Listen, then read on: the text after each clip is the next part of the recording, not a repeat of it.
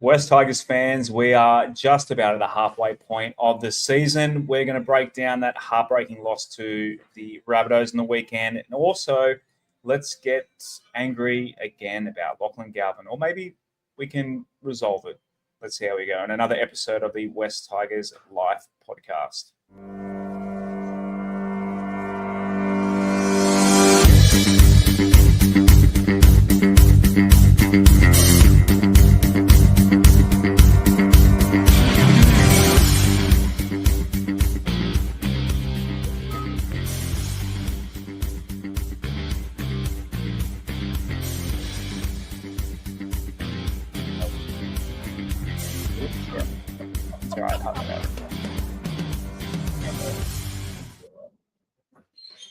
West Tigers fans, welcome into another episode of the West Tigers Life podcast. We are coming to you again from the Orange Grove Hotel. We are a little bit late, so apologies to everyone who is tuning in live on the YouTube while you're there, even though we're a little bit behind schedule tonight. Give us a like, subscribe, share with your friends, help us with the algorithm. Seeing plenty of the regulars coming through. You can see Carla's there, Riff's there over there, and Miami, Big Screen TV, Kim's there on the Facebook stream. So thank you to all of you guys coming through again on the stream. Even though we've got no game to preview this week, but plenty of West Tigers chat to talk. It seems when the West Tigers aren't playing is when we get the most talking points. So we'll get into that. Give us a follow at West Tigers Life. TikTok's going pretty good. I think we're in the 900s on TikTok. So we're trying to get to 2005 followers and everything. I think Facebook's getting in the 1900s or something at the moment. Same with Instagram getting up there as well. So at West Tigers Life on all of those, and X as well. If you want to hear us get angry about things in live, well, mainly me. I run the Twitter account. If during the game I get really angry and write things that I probably shouldn't on the West Tigers at West Tigers Life account, and then fight with other fans. So, if that entertains you, give us a follow on X as well. John said, where's the late night? Look, John, I'm going to use the excuse. So coming here to the Orange Grove Hotel, taking the M4 tunnel, whatever it's called now, missed the exit, went to the airport. I went to Piermont instead. So running a little bit late with all the setup and that sort of thing. So did a lap of Sydney before I came here. So, but we're here. We're ready to go to talk West Tigers. And, I'll go to Mr. Statsman, who's sitting beside me at Campbelltown Stadium on Sunday evening, freezing old Campbelltown. We were so happy when Lachlan Galvin went over. We high-fived, we hugged, we cried. And then we cried some more when the referee decided to send it upstairs. How are you feeling? What are we, 72 hours removed from? Look, I didn't think heartbreak for the West Tigers could get, like, you can't get any closer to winning without winning than literally an inch. Yeah, g'day, Josh. G'day, everyone watching and listening. Yeah, so happy and then so very, very sad. It was just one of those moments where it really comes back onto the fact that we really can't celebrate tries until they're confirmed by the marker. And so many times we've been hurt by that. Normally it's not a try that could potentially win us, or in that case tie/win us the game. Normally it's something that happens a little bit earlier in the game, but you can never be too safe when it comes to this team. I've had a bit of a quiet half the week so far on the socials. I've kind of been a little bit mourning the season, a solemn mourning period. So it's been a little bit of a tough, I guess, sort of start to the week. I think one thing we as fans need to really focus on and remember is the fact that this is our first year after 3 consecutive wooden spoons, and the journey to back to the top of the ladder was always going to be a little bit longer and bumpier than the first half of our season this year's probably led us to believe, and we kind of have to ride those waves a little bit longer. As much as we want success and we want it now, there probably is going to be maybe a year or two sort of in the middle here where it's kind of right about, see how it goes, see how the improvements happen. Hopefully a few more signings around parts will help us get on track and cutting the dead wood and the players who have been made it clear they don't want to be there and moving on. Just apparently getting an echo from your mic there, but Mr. Bashara, you watched it from home on Sunday night. How are you feeling after that one? I wasn't feeling great at the time. I had to do a podcast with Adele 30 minutes after full time, so didn't get to rewatch. Glad I watched it on TV. I definitely would have heard more if I was at the ground.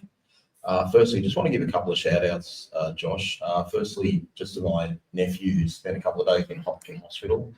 And I'm not joking, I think part of it would have been from the West Tigers. That's how much he loves them. So that was might end up in hospital Monday morning. But also, I think just from all of us guys, we need to give a shout out and congratulations to the New South Wales Women's Origin team. Friends of the show, John Strange and Kezi Apps and the team, and more importantly, they're friends of the Orange Grove Hotel. So well done to them. They absolutely smashed Queensland last week. It was a pleasure to watch, and I honestly think if it wasn't raining, they would have won by more. So well done to them, and hopefully the New South Wales team does okay, even if they don't have any West Tigers in there. Wrong mic plugged in. I'm in fire tonight, so the mixer wasn't plugged into the computer. Or wasn't. So have any of us been... They could hear you, but it would have sounded like shit because it was on the laptop microphone. On fire, guys. You think I would have learnt by now. Running late, absolutely frazzled tonight, but the audio should be all good. I can cut it out. That's the beauty of those watching it live. I just cut it all out. Beauty of not watching it live. Watching it live. Watching it, listening, yeah. Viewing it. And miss all the stuff we say early doors. We really should do a 5-minute practice run, but we're just running late tonight. But just no excuses. I'm an idiot. All right, let's get into it anyway.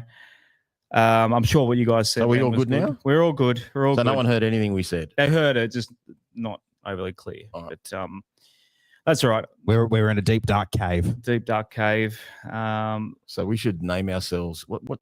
Hang on. Do you want to be Matamua? I'll be Tumith. Who do you want to be? We're in Ron Massey Cup. Yeah, we're in podcast at the moment.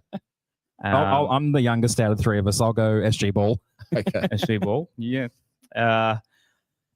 All right. Speaking of SG Ball, speaking of juniors, one of our best juniors in many years. We got him from the Parramatta Eels. Gave him a run in the Magpies. He's come through all the grades, gave him a first grade debut when his manager demanded so, gave him a whole season playing in the halves. But Rob, this Lachlan Galvin saga continues. Do you think we're nearly at a resolution? Obviously, better for both parties to just part ways. I thought it would have been done by now. I thought this would have been the right time so the boys can come back next week and just focus on preparing for the Cowboys instead of having it hanging over their head. Obviously, it hasn't happened yet. Unless they're going to take a leaf from the previous management and let it all happen the day before Origin, like we did when we sacked Michael Maguire in 2022, and that way the noise gets drowned out a bit by the game and then the follow-up of the game and reviewing the New South Wales-Queensland game. I think it just has to happen, guys. It doesn't matter whether... Obviously, we're short of first graders. It'd be nice to have Lockie in the team. Just one thing I noticed on the weekend, when Lockie did go over for the no try, Jerome Luai wasn't within sight of Lockie Galvin. I didn't see him going up to congratulate him or anything like that. So I think... Because he would have been positioned not to... He gave him the ball. He passed him the ball. He passed him the ball. So I think... Do you reckon he knew he dropped it? No, I don't think so. But I really... took a note of seeing which players went up to him. There were only about 5 or 6 that went up to Lockie. I don't know if he looked like, or if he gave the indication that he dropped it. Yeah. He kind of celebrated. He pointed to his tattoo. Kicked the ball into the crowd, looked really happy. So, again, I just think it's no good for harmony, but at the same time, it's a little bit disappointing. Obviously, Richo isn't going to be able to get a player from whichever club he seems to be going to. Perhaps if it's... I don't know who he's going to. I've said Canterbury all along, and that would make more sense to me. But if he's going to Parramatta, perhaps Richo doesn't like any of the players on the Parramatta roster that he wants to take. So he wants money. And if it's Canterbury, well, I can understand why Canterbury wouldn't want to release, for example, a Bronson Sherry or anyone like that, because they're a big chance of winning the comp this year. They're going gangbusters. The one thing that could happen, which no one seems to talk about, but it is a potential happening, is if Lockie's loaned to a club that he doesn't end up with next year. There might be a club that'll take any Pangai Junior style. Pangai Junior style, where he finishes the year in with Penrith, and then he actually won a comp that year too, and made a huge difference for their impact and a lot of offloads from him. But my issue isn't just loaning him out. The problem for the way the competition's situated, we're on 10 just out of the 8. Last place is on 8.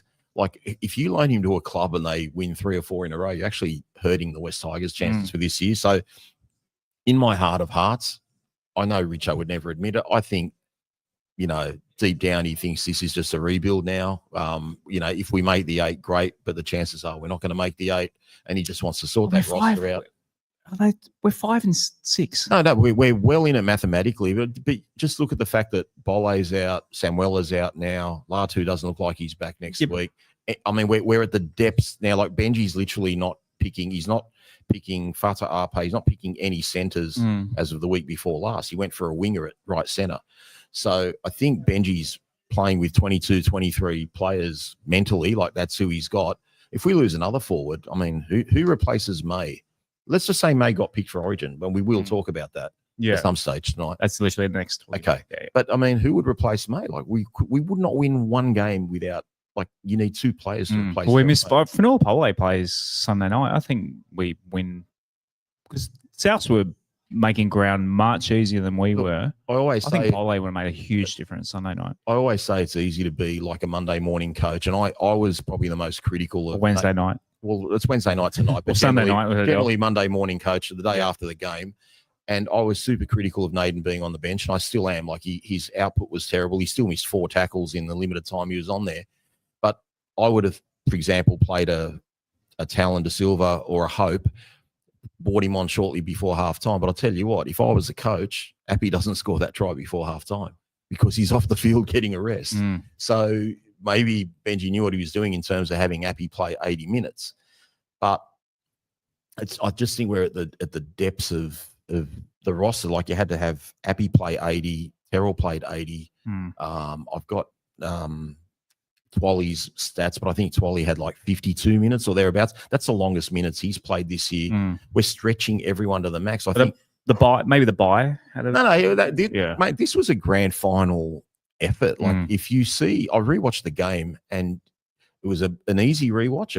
It didn't hurt. It was good to see what we did in the second half. We made some silly errors, a lost ball near the line when we had him on the rack 5 minutes in the second half from Alex Seyfarth. And we had all the play, and we in the second half, we even got the penalties. Like, I think we won the penalties 8-3, but there was still some horrific decisions. Like, there should have been a couple of sin bins earlier than the actual sin bin that we got on Tallis Duncan. I just thought the effort in the second half, especially from Terrell May and Appy, the way they just imposed themselves on that game, it was so inspiring. It was just rewatching it again today. I'm just thinking, you idiot, Daly. Like, you absolute idiot. Like, I'm watching his post-contact meters. I'm watching him drag 3 players at a time. I'm watching him offload a ball to Appy Coruscant, who makes a break from that offload. I'm just seeing all these good things that the boys did, and they had no right to be in that game the way we were refereed in the first half. So anyway, look, it's done now. It hurts. It's our 3rd loss in a row at Campbelltown, which I feel sorry for all the people that went out there, and especially the people from that area. I'd like to see them have a little bit of a win. So officially now, what are we, Aaron? 1 out of 5 home wins. Like, we only won at Leichhardt. We lost to Combank. Won a Magic Round as well. Okay, we won Magic Round, so that's a home game. Yeah, great. Considering it let's move the Brisbane Tigers. Let's go to Brisbane. Well, we can't go to Perth anymore, so we'll go to Brisbane. Yeah, go to Central Coast. That almost happened. The Balmain Tigers nearly became Central Coast Tigers. Yeah, I remember that. I was all for that. I did a coaching clinic with the Balmain Tigers at Erin Oval when they were kind of testing the waters to see if they could got to get Wayne Pearce's signature. That was good childhood memory. As we are talking about Lachlan Galvin, Rob I just turned it into a review. Sorry, mate. Lachlan Galvin situation. Are you at the point where we're going to move on and it's becoming distraction? And as painful as it is, it's a bit of deja vu for the club, but do we just cut ties and move on? Yeah, I think we have to. We're in the news for one reason or another every week, and it's just really draining at this point. I remember previous seasons, like last year, all the stories about us in the media just gets so draining and so mentally taxing. We want to focus on the footy. We want to focus on the team's solid performance to the season so far, or so far this season. Obviously, could have been better. Obviously, 5 and 6, not a great record, but it's also considerably better than we were at the same stage of the season last year, heading into our second bye in this at the similar sort of period of the season. But yeah, if he's got to go, he's got to go. It seems the team isn't fully on board with him, like Rob said, from the whole situation with Luai not celebrating the try with him, and only a handful of players were doing it. Obviously, Appy, I think, is really backing him in as much as he can as a captain, and trying to show solidarity there. But in saying that, if the team have come to Benji and said, we can't really play with him anymore, he's making it really hard for us to win the games, because he's still going out there and, like, his moments of brilliance are surrounded by a lot of issues at the moment, is probably the best way I can put it. He'll have a really good play in there, like the tap on for the Charlie Staines try in Magic Round, which was one of the most beautiful things I've seen on the footy field this year, other than the Mark Nwanga-Nitawaze try the other night, which was something out of this world. But yeah, just if the team have come to Benji and said enough's enough, he's got to go, then Benji and Richo have very little choice in regards to what their actions are. It's just going to be a shame if we don't get a player for him, obviously, depending on where he goes. But if we get financial compensation, then there's something we can do with that. Although, looking at the off-contract lists for next year, most of the talent that you'd want to have on your team has already been signed up by their clubs. And we're coming up to a tricky period as well, in the fact that we've got the Perth Bears coming into the comp in a couple of seasons' time. Papua New Guinea coming into the comp a season or two after that as well. So the player market is going to be really, really stretched in regards to finding and then keeping players, because you're going to have two new teams that are going to have big, fat checkbooks to throw around at any player they want, really. Yeah, what I want to know is a monetary... So let's just assume that he's played his last game with the West Tigers. We're going to get it's not a done thing, though. It's either going to be the end of the year. You can see him playing against Cowboys next week?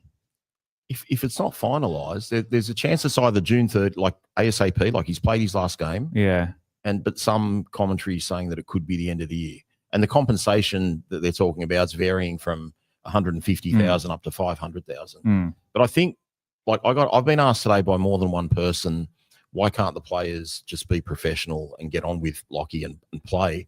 What I think fans have to realise is, especially the rest of the playing group, they would have known that West Tigers have bent over backwards to try and do everything they can to woo Lachlan Galvin. They've offered him a ridiculously large contract. They've told him, you're the future of our club. They've done everything in their power. And I've got no issue, absolutely zero issue with Lachlan Galvin deciding to go anywhere else. I've got no problem with that. But the way it was handled from the start, where they came out with statements and tried to say that, we wanted the Tigers to know we're leaving so the Tigers can sort out their salary cap. We know that's crap, because they'd originally said, don't come to us with an offer because we're not ready. We're going to November 1. So that was garbage. But the worst part about it, you think of how much Benji Marshall loved Lachlan Galvin. Yep. Okay. And it's not about just giving him the start, but he just loved him. He tried to nurture him. He tried to do everything he can. And basically he's just said, mate, you're not a good coach. I want out. And even if those were his genuine reasons, he should never have publicly shat on Benji Marshall. And I think, even though Lockie said it, and obviously it has to come from his statement wasn't that Benji was bad. He said, I feel for the best personal development of my own game, I need to play elsewhere. That's basically saying Benji can't take me to the promised land. And Benji was a number 6, and Lachlan Galvin is playing number 6. So it's an absolute massive insult. That, I think, is Isaac Moses driven, because he hates Benji Marshall. But I think, even though our fans are dirty, they would be heaps less dirty if it didn't go down the way it did. But it's like, even though he didn't ask for a release, he's basically asking for a release. He's basically, you're bullying me. This is what we did. You didn't make me wrestle enough at training. All these ridiculous claims. Like, he's basically, how can the players trust him when he's selling out what's going taking on? his boss to court. Well, imagine you go to your boss tomorrow and you say to your boss, look, I'm going to work here for another 18 months, but you're really not helping my development. Mate, you'll be out the door that day. So, we tried to suck it up and realize, you know what, he's a vital part of our team. We need him to play in the team.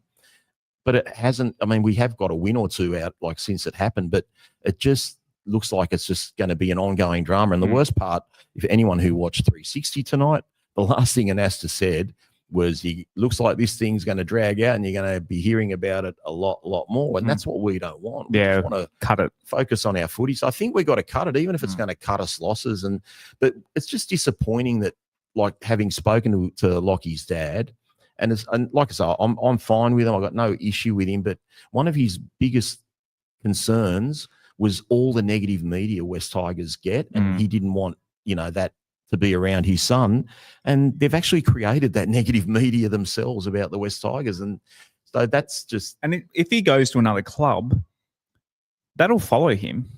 Like, if he goes to another club, this whole saga won't be forgotten quickly. It might over the years as whatever he achieves at his new club, but if he goes to, I don't know, the border, like this. The cameras are all going to follow him to his new club, and he's going to be looked at with a fine-tooth comb, like every performance, if he doesn't play like a player that. I don't think that matters too much, Josh. Like, if he ends up playing the way I expect him to play and the way I expect him to improve, his camp will say, "I told you so. It was the best thing to leave the Tigers." Yeah. But that's not the issue. The issue is how you went about it, and this is what happens with people that are in the Isaac Moses camp. He could have still left the club and gone on to be a good player. And, like some people that, deep down sort of love watching James Tedesco play. Like, it's not really dirty about him. Everyone understood, look, he had to leave. Mitchell Moses was different because we saw him tank games. Like, but Teddy never did that. Yeah. But I think, the same in terms of our supporters. I don't think Lockie's going to be cheered on elsewhere by most of our other fans. And look, it's just a hard lesson for him to learn at a young age. But if he gets success elsewhere, and I'm sure he will, that's fine. But that doesn't make it right to how he's treated Benji Marshall, and ultimately our club by how he treated Benji. I'm sure the boys could have played with him the rest of the year if he didn't do what he did. But he's clearly agitating to try and get out under instructions from his management. And it's just a shame that manager has so much power. Yep. I've got nothing positive to say about that manager as a human being whatsoever, and I'm not going to lower myself to do that. But you can all imagine what I think of him and what I would love to say about him. Absolutely. Yeah, I absolutely wish. Don't say it. I know what you put on the Discord today, and I was even by my terrible standards. I was quoting, like, wow. I was quoting a movie. Wow. I was quoting. That was wow. I was quoting Seth MacFarlane. This whole drama, it annoys, and a lot of people I've seen in the comments were like, "Oh, seeing how he's playing last weekend, well, he's not going to be that. He's not that good anyway." He's going to be a great player.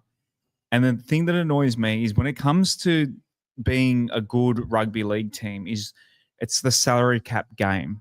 And we have him on a very good, to have a half on 350 or 250, 350K in the next couple of years, if he was playing and just fully committed and there was no drama, and just as we were, I guess, at the start of the year before the whole Moses said, sorry, don't even show us a deal, before this whole drama kicked off, he was playing well. And I think it's almost in sync. And you mentioned the Knights game, you could kind of, because that's when it was the Knights game, you could kind of see. Going back and watching the try celebrations, you could see they all knew what was going on.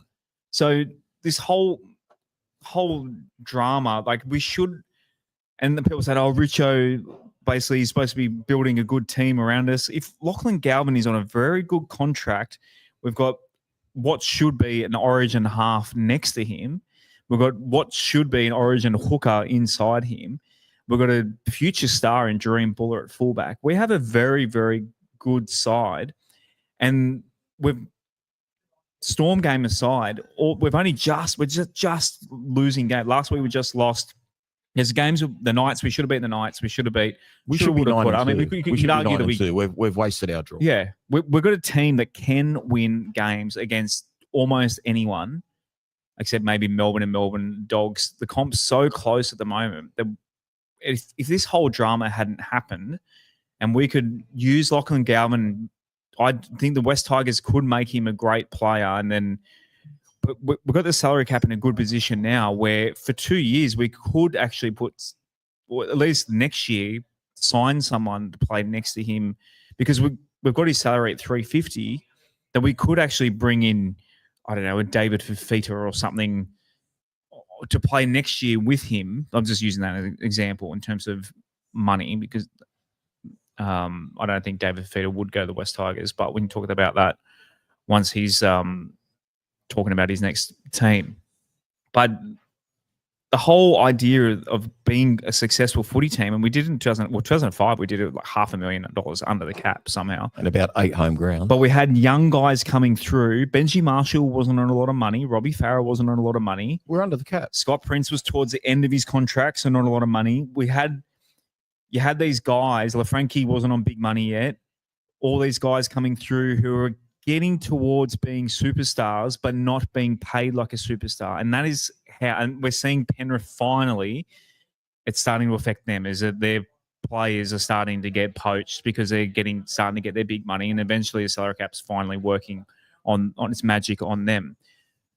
We had the salary cap at the point where Lachlan Galvin being on smaller money and then giving him a pay rise later that he would have deserved, you kind of deal with that later and then move the contracts around and that sort of thing. We could have really had, this is what pisses me off the most, because the teams that are successful are able to do that. They somehow, and Gus Gould, even though his whole thing about, Lachlan Galvin shouldn't be asking for that much money, we're behind the scenes. He's been negotiating via his media position. But like he's been tampering via his media position. Yeah. That should be looked at, never will be looked at.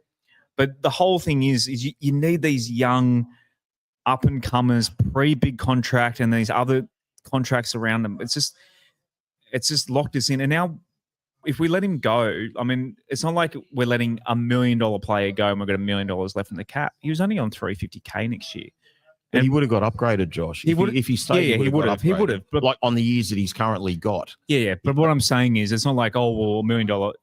That's $1 million we can spend. He was only on $350. He's a great player on cheap money. Yeah, but the opportunity cost of that. So the $1 million he was going to get per year, we can buy 3 decent players, or we could buy 2 really good players on the same money. And look at our roster. Like, as much as I'd love Galvin to be at our club, the backside of it is at least we've got some money to spend now on other players. We've got money now and we can't spend it. Yeah, but no one will come.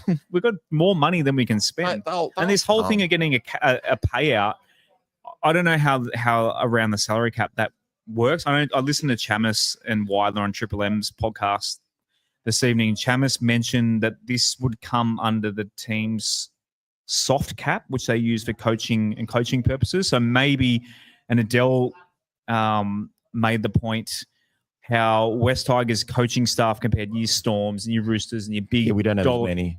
Maybe that money could go towards, I don't know, name maybe Adele. And it's also not having to defend legal action as well, that they've threatened legal action. Yeah, they want that the club pulled as well. And there might be a couple of things that did happen post that announcement that were an issue. Look, I think Richo's tried to call the bluff as long as he can, but ultimately it's just wearing out on the group. But again, all this could have been done without the way they did it, because, I think the way we've played this year, we actually can attract a lot of players now. I think we've shown. I think we can. I think in terms of toughness and grittiness, take out the Melbourne game, we're like top 4 for toughness and sticking games out from the first minute to the 80th minute. So I've got no issue there. But it's not just taking Lockie away. The way Isaac Moses has handled this, Yep. He's absolutely shat on the club. Like, he's made sure that everyone We should thinks sue Benji him. can't Should coach. sue him for defamation. He should be sued for defamation. But again, he's just. I don't want to go there, mate. I don't want to start on him because It's the whole, like you said, the Tedesco thing. It was a clean break. We got our Tedesco got a farewell at the end of the year. Brooks only stayed. Brooks only stayed because no one wanted Brooks. Like, he didn't do it out of the goodness of his heart. If there was another club that would have taken Brooks at the time, Brooks would have gone as well. So he basically ripped the heart out of the club. He took 2 internationals in Woods and Tedesco at the time. And, you know, a potential future star in Moses, who was, look, he was a brat back then. He needed his head reined in. And you know, obviously he ate a bit of humble pie at Para before getting a bit of success there. But he wasn't the player that he should have been. He was only a kid, though. Yeah. No, it's just, like you said, the whole situation. If he said, I'm going to go elsewhere, the whole just... And I just don't understand the NRL. Not defending him, but anyone that says he didn't try on the weekend or he was like really, really shit, he certainly had some poor moments. Yeah. And obviously he got sick. I don't think he's tanking Moses. He's not tanking. You see his reaction. So like when Havili gets held up, let me rephrase that. Havili is somehow awarded a try that clearly the video shows he never got it down and it never got held up. So I'd like to know how Wyatt Raymond saw through 4 players to see that ball hit the ground. He pointed to the spot. So we got a referee that just blatantly lied because he realised Havili scored the week before against Brisbane and he'd done the same sort of try. He goes, he must have scored because he scored one in similar fashion the week before. But again, like you see his reaction and how him and Alex Seyfarth protest about it. There was a lot of... He still wants to win. He's not bluffing. He wants to win. And, he wants to get out of the club, but he still wants to win. So, and he's a 19-year-old kid. He's going to make mistakes. And all halves are missing 4 and 5 tackles in games. Like pretty much most of them. I know he's missed some tackles, like some crucial ones. Even the ones he's making, like the one on Kolomatangi that led to the Johnson try. I mean, he got pushed back about more than 10 metres. He's trying, but he's just a kid. He's just not strong enough yet. Yeah. But it's just hard. Like as supporters, all last year we're thinking, how good's this kid? And we're going to have him for a long, long time. And hopefully he's with us for 10 or 15 years. To now the fact that, you know, whether he realises it or not, he's totally ruined our 25 season. Even though he's trying on the field, this whole saga has absolutely derailed everything everyone in that club has worked for since preseason last year. And that's what really hurts. And that's what hurts the players. And that's what hurts Benji. And they've tried to move on, but it's not going to work. It's just not going to work. We just got to, it's just a shame we couldn't get a player in return, which I think is what Richo tried to do. Yeah. And he's realised there's really no player there from either club that he's going to be able to negotiate. So I better get some cash compensation and get the legal threat removed ASAP. But what can we do with that cash? Like you said, it might be for pay some stuff. Like we're not, see, that's the thing. We're not a rich club. Like if it was the Roosters, Nick Politis would stand on his ground and say, well, take me to court. You know, roll the dice, idiot. Yeah. I'd love to make a fool out of you. We're not a rich club. And I don't think Holman Barnes want West Tigers board going to them saying, hey, we need some money to pay lawyers. Do you know any good lawyers? I know very good lawyers. As a couple of people in the comments mentioned Talon da Silva, obviously being very close to Lockie and coming off contract.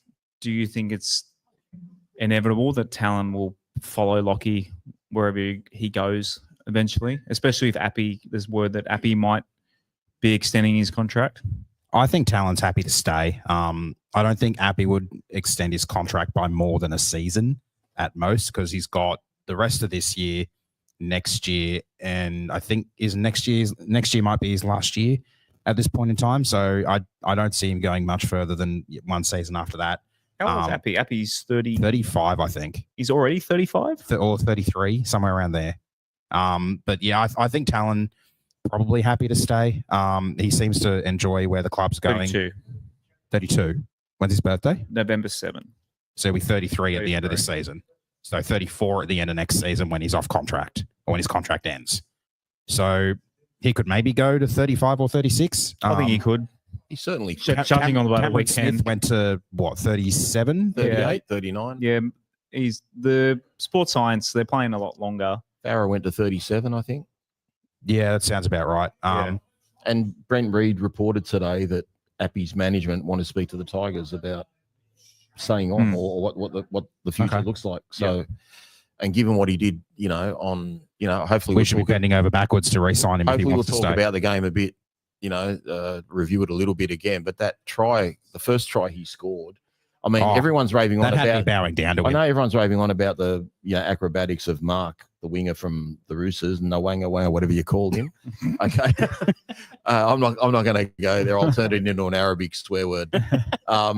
But like, it's one thing to break someone's ankles. This wasn't a fullback or a centre or a winger that made Latrell look like shit. It was a hooker. It was a hooker that if you ran in a straight line, he'd get run down by most players in a club. There's no way Cameron Smith, even in his heyday, does that sort of thing. Like, it was incredible. It was absolutely Okay, so he's one of the highlights of the day. So to go back to Appy, 33, be 33. So be 33 next year, and then he's off contract the year. He's 34 end of next year. end of next year. So he's 34, 30, he'll be 34 going 32, into 2027. 32 He's and not leaving till we win a 25, comp. 33 and 26. He's hanging around till we win a comp. 34 and 27, 35 and I give him 2 years for sure.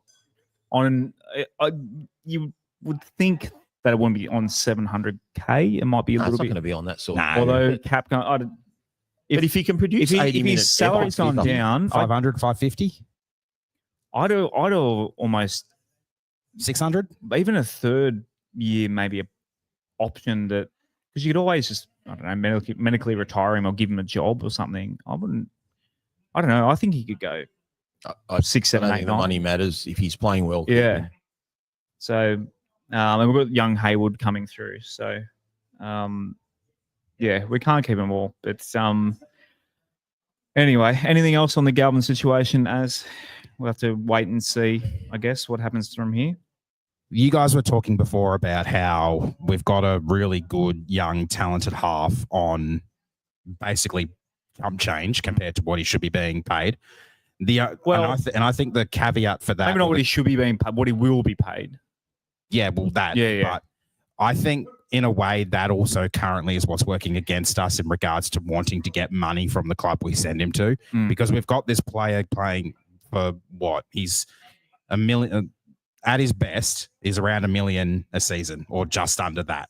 But Galvin? But we're paying, what did you say, 300 odd K or something like that. 250, 350, I'm pretty sure. Yeah, so if we're That's what I paying say.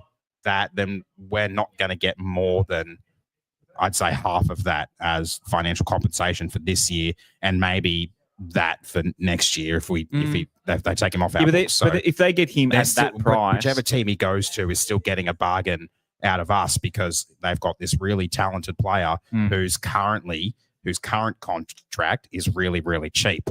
And then they're getting the rest of that value plus whatever they end up deciding to pay him for, however many years they end up paying him for. And that's the way it's working against us, is we're losing in that regard because we're not getting the value of what he's worth. Yeah. Or something like that in regards to like the rest of his current contract with us. I mean, I don't think some I of the explained clubs that have as so well as I much- wanted to, but some clubs have so much money. 150, 200k is like chump change for them. They've got that much I staff. just think the problem is there are 17 teams that can still play finals. Like if say, for example, he's going to Parramatta, which I don't think he is, but if he's going to Parramatta, just let him sit in reserve grade for 6 weeks, make sure Parramatta can't make the game, and then let Parramatta have him.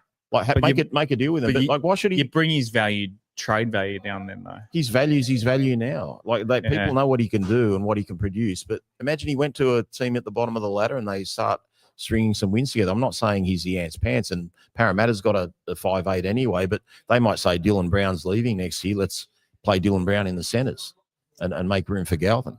In saying that, though, as well, what if the reverse happens? He goes to a club who's near the top of the ladder, like the Bulldogs, and they play him, and all of a sudden they start slipping down the ladder, probably not out of the finals because they've got enough of a buffer of games won compared to games lost for now. But if they were to drop to like 6th, 7th, or 8th, then what's the conversation around him then?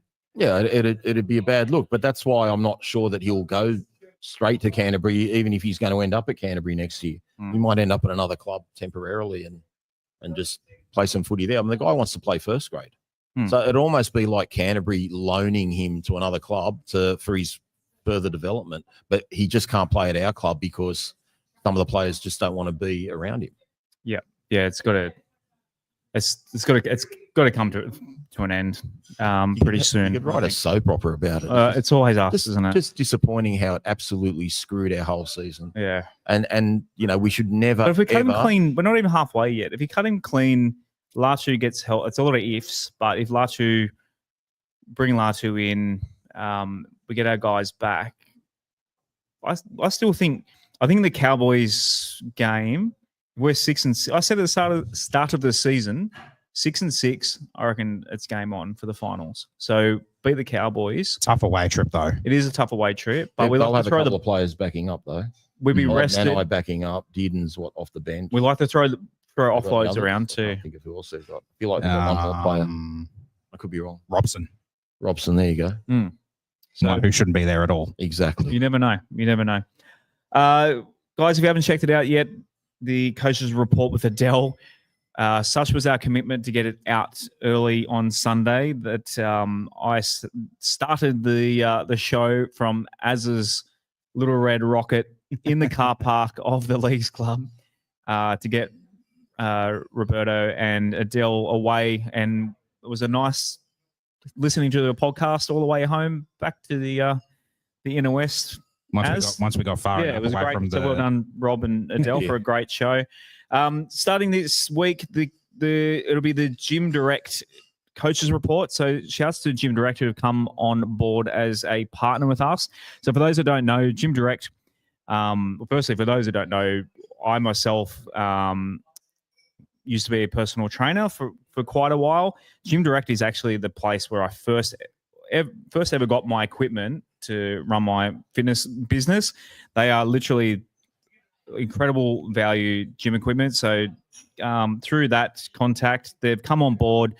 Perfect. I mean, when it's a coach and a gym and the same show, like gym equipment, they've got to give though, or anything. There's a code. There is a code. I'm getting to that. Sorry, I'm getting to that. It's on the screen. No, for my own sake. Yeah. Curious So about that. I can get.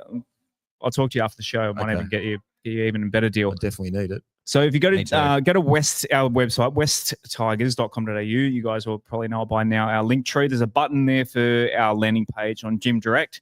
The code is now, it's not the easiest code to remember. So WTL for West Tigers Life, GD for Gym Direct, and 5 because you get 5% off. So WTL XG D5. It's like a Mercedes model or something, but that's the code they've given. That'll get 5% off. They're also offering, if you're a qualified personal trainer, you can get another 5% off as well. So if you contact them, mention us, you can actually get 10% off. So all the personal I do know of a few personal trainers that do listen to us. There's plenty of them out there. So they literally do everything. They've fitted out rugby league teams, gyms. They do everything, whether you want some dumbbells for your gym, some kettlebells or whatever. They do all cable machines. It's a full-on fit-out. They fit out actual proper rugby league teams. They've done they're based in the Shire, so they've done a lot of Shire teams and around there. I think Endeavour Sports, don't quote me on that. I think maybe Endeavour Sports or something as well. But really good equipment, great value, and you get an extra just by using the code from the show, 5% off as well. And if you buy a machine for a couple of grand, that's what top of my head, couple $100 that you're saving. So check out Gym Direct via westtigers.com.au, click the button, and thank you very much for coming on board. And Sunday night we won't have a game to review with Adele, but it could be something cooking. We've got something cooking. We've got something. We've got something cooking. Maybe some carver. I'm out of the loop here, so I'm interested now. No. This is deep undercover, as Eddie Murphy would say. We've been burned in the past, so we don't want to say it. We don't want to say it on, but trust me, Adele's show on Sunday night, not to be missed. Never the is. Gym Director Adele's coaches report with Adele. I'll say that right one day. Right, let's get angry again about West Tigers players. No New South Wales origin. Look, there's two ways of looking at this. All our guys get a rest this week. So Adam Dewey, he's still training. He's training with the Blues somehow. Good on Adam. I'm happy for Adam Congrats to be in that Adam, environment. Everyone's making into like a meme, this sort of thing. Adam's in camp. He's obviously not going to play, but for him to be in a Blues Origin environment, and it's something different for Good Adam. on him after all the knee recos, After all he's been through, the hard work he's done. I don't know how. I think the meme's about getting ahead of the other three players. Which he's not going to do. He's not going to obviously do. But I don't know how, as a West Tigers fan, you can't love Adam Dewey. He's such a good, and look, you can criticize some of the things, the way he plays, but he loves the club as much as anyone. He's been through a hell of a lot in terms of injuries, as you said, and he's just a good human. Someone in our Discord mentioned about him and Twoley. It's something they did at a school in terms of a kid who went through tragedy in his family, and Adam and Twoley did something for them. He's just a really good human, loves the club, and people saying, well, we can't win anything with him. I will fight. Comes from a great family. I will fight for AD. Very good family. Till I die, or till he leaves the West Tigers, if that happens. But love AD. So good on AD. Another man I do love, Terrell May, a man we've fallen in love with very, very quickly. Laurie Daly, not so much as. Rob, you sent me some stats that, there was graphics getting around as of the statistics between Terrell May compared to the prop forwards that are in the New South Wales squad. Do you have it with you? I have it on my phone. I can upload it. No. I have it in front of me. Have you got it? Yeah. If you want to read it out for our listeners. Okay, so obviously these stats are not including Payne Haas, because obviously Payne Haas is the first bloke picked. So average meters per game from the 5 candidates, them being Terrell May, Max King, who selected, Mitch Barnett, Stefano Uta-Ikamanu, and Spencer Lenu. So average meters per game, May 175, King 151, Barnett 141, Stefano 103, Lenu 85 per game. Tackle breaks, May 3.5 per game, King 1.7, Barnett 1.5. Going all right, Barnett. Can't Steph 3.4, Lenu 2.9. Offloads, Terrell May 3.3 per game. This is where it's really damning. King 0.9, Barnett 0.2, Steph 1.0. Why would you need offloads in Origin? Second phase play, you do need offloads. I'm being sarcastic. Lenu 0.3. And then finally, in terms of tackle efficiency, they're all pretty. And much this is a big thing that a whole narrative around was defense, defensive deficiencies. Defensive deficiency is what.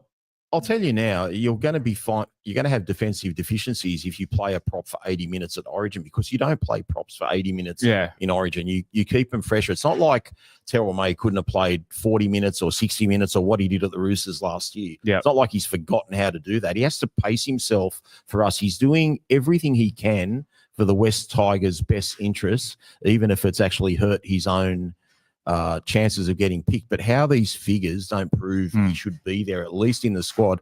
Don't forget another thing.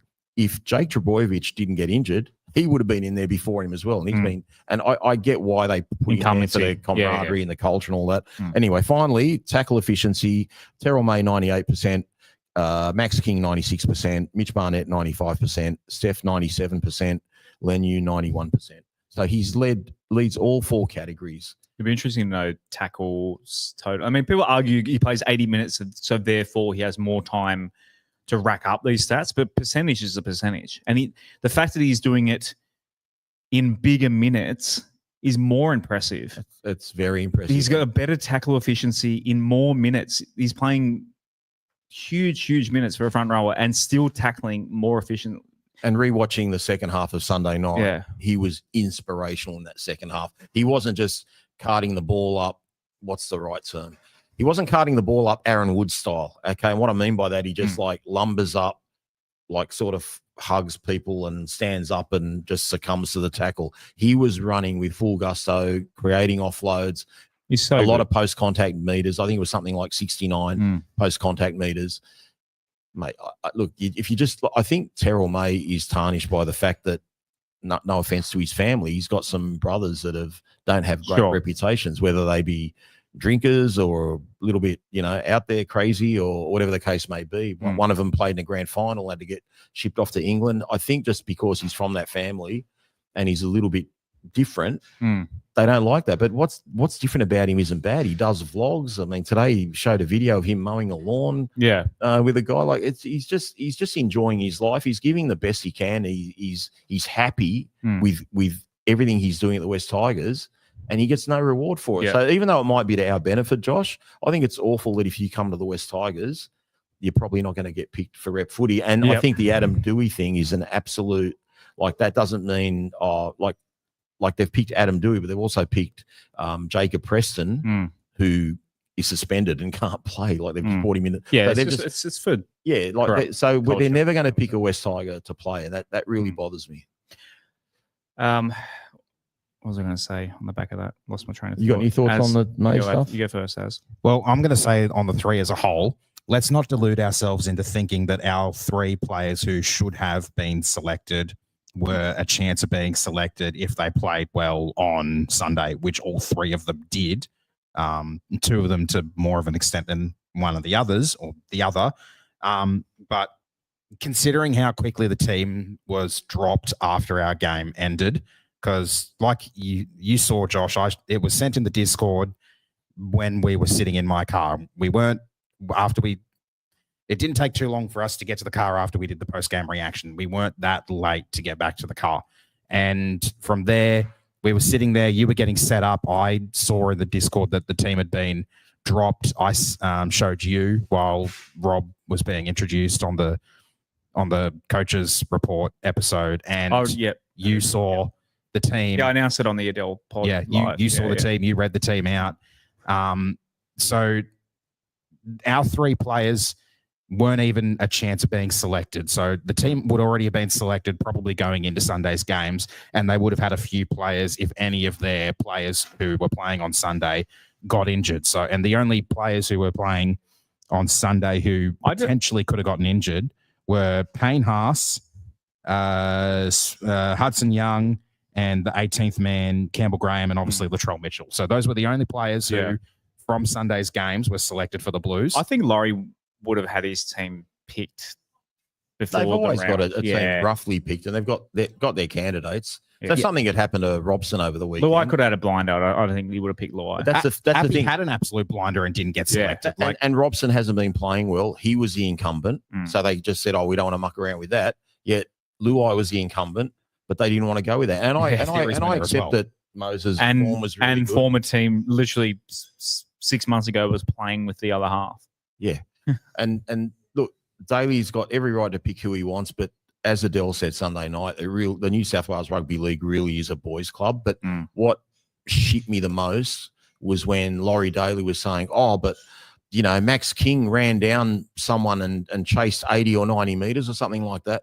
And I'm thinking, you dodo, did you watch Terrell May against Cronulla charging down a field goal attempt? I don't even remember when it was. Was it the last couple of minutes of the game? Was it extra time? Do you remember when Terrell May charged down that field goal? His was about 5 minutes left in the game, I think. That's what I'm saying. The guy's played over 70 minutes and he's still got the energy to sprint up and charge the ball down. That's the sort of player that got Robbie Farah picked back in Origin when he did against the Gold Coast all those years ago, and he was told he wasn't an Origin player. So it's just garbage, mate. If they want you, they want you. But obviously they don't. And even though it seems like it's to our benefit, I just think it's when someone deserves a spot, they deserve a spot, even if though it would have probably meant we lose automatically to the Cowboys. We'd be no chance. That's what I was going to say before. The vlog, how he told his mate that he got a jersey for to throw his. That was in a stream. A joke. But they've cut it into 30 seconds. I haven't heard the whole thing about it. But even in the cut, it's just a joke. This whole dinosaur media members that obviously they're trying to get clicks. They probably knew it was a joke, but it creates a headline. It's clickbait, blah, blah, blah. It's the Reece Walsh thing as well. I'll go into bat for a player I don't like Queenslanders. Reece Walsh haven't been in a bit of a goof around with his mates, and they need to apologize. Why do you apologize? We all did that shit when he's 22 years old. Yeah. Like, imagine if what we did when we were 22. We obviously, you and I are older. 3 of us are all old enough that when we were. I think I can remember when I was 22. I'm trying to think when I was 22. Oh, I had Facebook, but we didn't. Mobiles weren't quite. The cameras were pretty shitty. Yeah, we could have filmed. Yeah, we had camera phones. I don't know. It's just he's obviously a footballer, and like everything gets blown out of proportion. Like he's just slapping around with his mates, and he's forced to apologize for it. Please. And the Terrell May thing, like he's clearly making a joke that he's annoyed that he can get picked for the Blues. Like, and that shows, if anything, it should show that how hurt by not getting picked, like that he really wants to play for the Blues as well. It's just He didn't even get the decency of a phone call. yeah. And people are saying in the comments it might be a culture thing. There's this whole thing around I don't know why the Roosters let him go. That There's just a perception that there's something wrong with him, and I don't know the guy personally, but given what I see and what he's done for our club, I just can't agree with his non-selection. Yeah. They claim there's something wrong with him or there's something sketchy about him or whatever, but they've selected from the Roosters the noted and confirmed racist in Spencer Leniu, because there was that drama in Vegas last year, which completely overshadowed the spectacle of the weekend. Yeah, it was. But it's not like Terrell May's like a keep to himself sort of character. He's been on the Buy podcast. He's been on all the news outlets. Yeah. He's always open to interviews. Everyone seems to. Yeah, the media should love him. He's so good for the game. He's very good for at least he speaks to the media, unlike Latrell and Spencer Leniu, who've been on media bans and aren't allowed to promote. They're getting $50,000. What is it? $50,000 a game to play for Origin, and they're told don't speak to. I think South. That's the part that bothers me from their imposed point of view. They're missing out on some really good. Yeah, coin. you're paid $50,000 for one night, or we'll call it 1 week's work on top of your already really good salary. Say a few quotes, and then I was listening to again. Weiler and Chamis were saying it. That Latrell says something in the media and people blow it out of proportion, and then Latrell doesn't play as well. So basically, they're just trying to wrap him in a bit of cotton wool. It's not good for the game, but I get. It's about winning. I love beating the Queenslanders. I really want to win Origin over everything. But at the end of the day, it's the number one product in our game. It's the thing that we hold over AFL, over every code. We got it in from the AFL. world. We got it from AFL. It ruins our. If you're playing Origin, you should be doing media. It's basically our All-Star game. Could you imagine an NBA All-Star or trying to think what's the NFL one? The equivalent, the NFL equivalent. All-Star game. The Pro Bowl. A Pro Bowl player being banned from media. Like it's just the way we do sports media in Australia is just a joke. With the NBA, what do you call it? All-Star game. There's no regular competition that weekend. That's the difference. It's a 4 or 5 day carnival. We need to stop the competition or play it at a different time of year, because it's lotto whether you play Melbourne with 6 players or without 6 players. I know they're not playing this week, but that's how. Shut it down. 3 weeks. Play. Shut it down for a few weeks. Or 4 weeks, whatever. Here's how you do it. You do it. Just don't have it, mate. It's ruining the comp. No. Origins. I love. I'm not even watching it because the Tigers didn't get picked. No, I'm not watching it next week. I don't want Queensland. I hate Queensland. I don't care. Play it on a Sunday. Play it on a Wednesday. Play it on the Sunday, 2 Sundays time, so it's 10 days apart, and then play 10 days again on that Wednesday. Have a squad of 25 or something. On the weekend. A little while. They did that Wednesday, Sunday. They tried that. Yeah, Wednesday, Sunday, Wednesday. Yeah, but it was still games in between. Play NRLW, Women's Origin, some internationals. Yeah. An international tournament with Samoa, Tonga, PNG or Fiji. A tournament Friday. Fill in your Fridays and Sundays with that, and then play Origin on those. That's Sunday, Wednesday, Sunday. What did I say? Sunday, Wednesday. Sunday, Wednesday, Wednesday, Sunday, week. Wednesday, 10 Sunday. days apart. Yeah, that sort of system as well will work a lot better once we get to an even number of teams again, because you won't have to have buys, extra rounds for buys, because no team will need to have a buy. So you can basically just have that back to 24-round comp and then a 4-week block in the middle there where they play these Origin games and these international games. But 3-week block, whatever.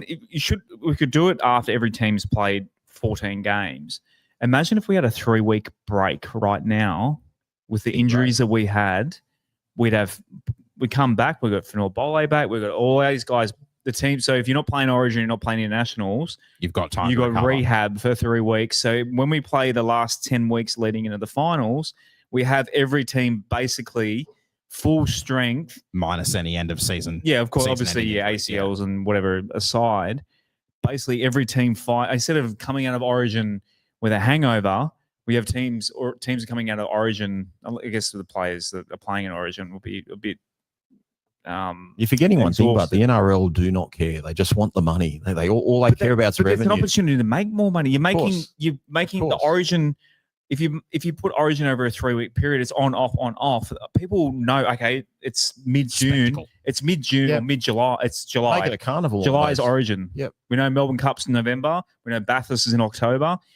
Origin is July. So July, 3 weeks in July every year. Make it a tradition. Everyone knows because it's at the end of the day, it's about everyone that complains about time slots for the grand final, whatever, and the game isn't for us. If the footy was on at midnight, we'd stay up and watch it. It's not about that. It's about people that are like my in-laws who don't give a shit about footy, hoping when they sit down in front of the TV, they flick over Channel 9. Oh, State of Origin's on. That's who these games are for. They're not for us because I got up at 5 a.m. to watch basketball or 6 a.m. to watch basketball, I can see NFL, that, whatever. man. We're lunatics. It's not for the lunatics. It's for the normal people. So people need to remember that when they schedule that. Anyway, no game this week. So a lot of tangents tonight, but that's all right. We're having fun. Righto. Are we enough? Tyrrell, are we fired up enough about Tyrrell May? Anything I'm else? more fired up about Appy. Robson's me been too. playing shit. Like Robson won't engage the markers. He won't engage the first or the A defender, as Adele would like to call them.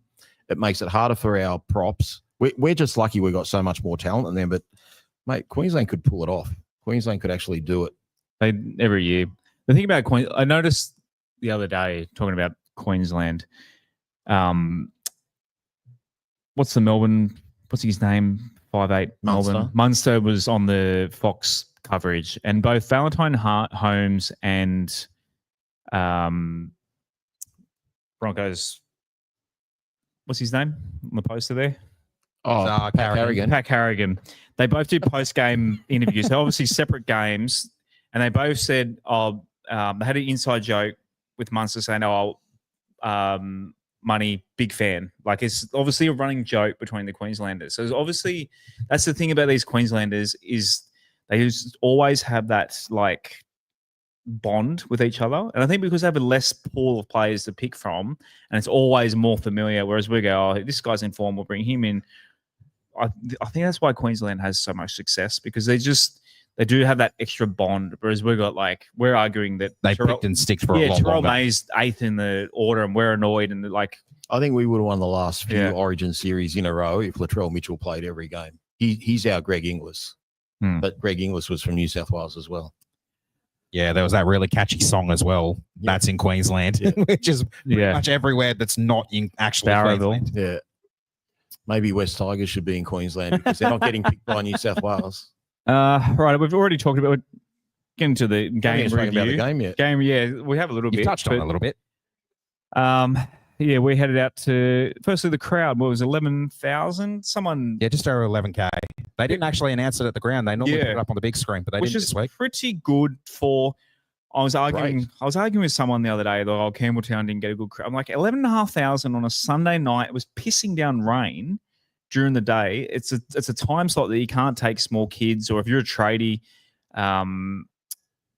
like you got work at 6 a.m. the next day and you don't live in, even if you, I don't know, live back closer towards, I don't know, anywhere else in Sydney that's not the southwest, it's a very tough time slot.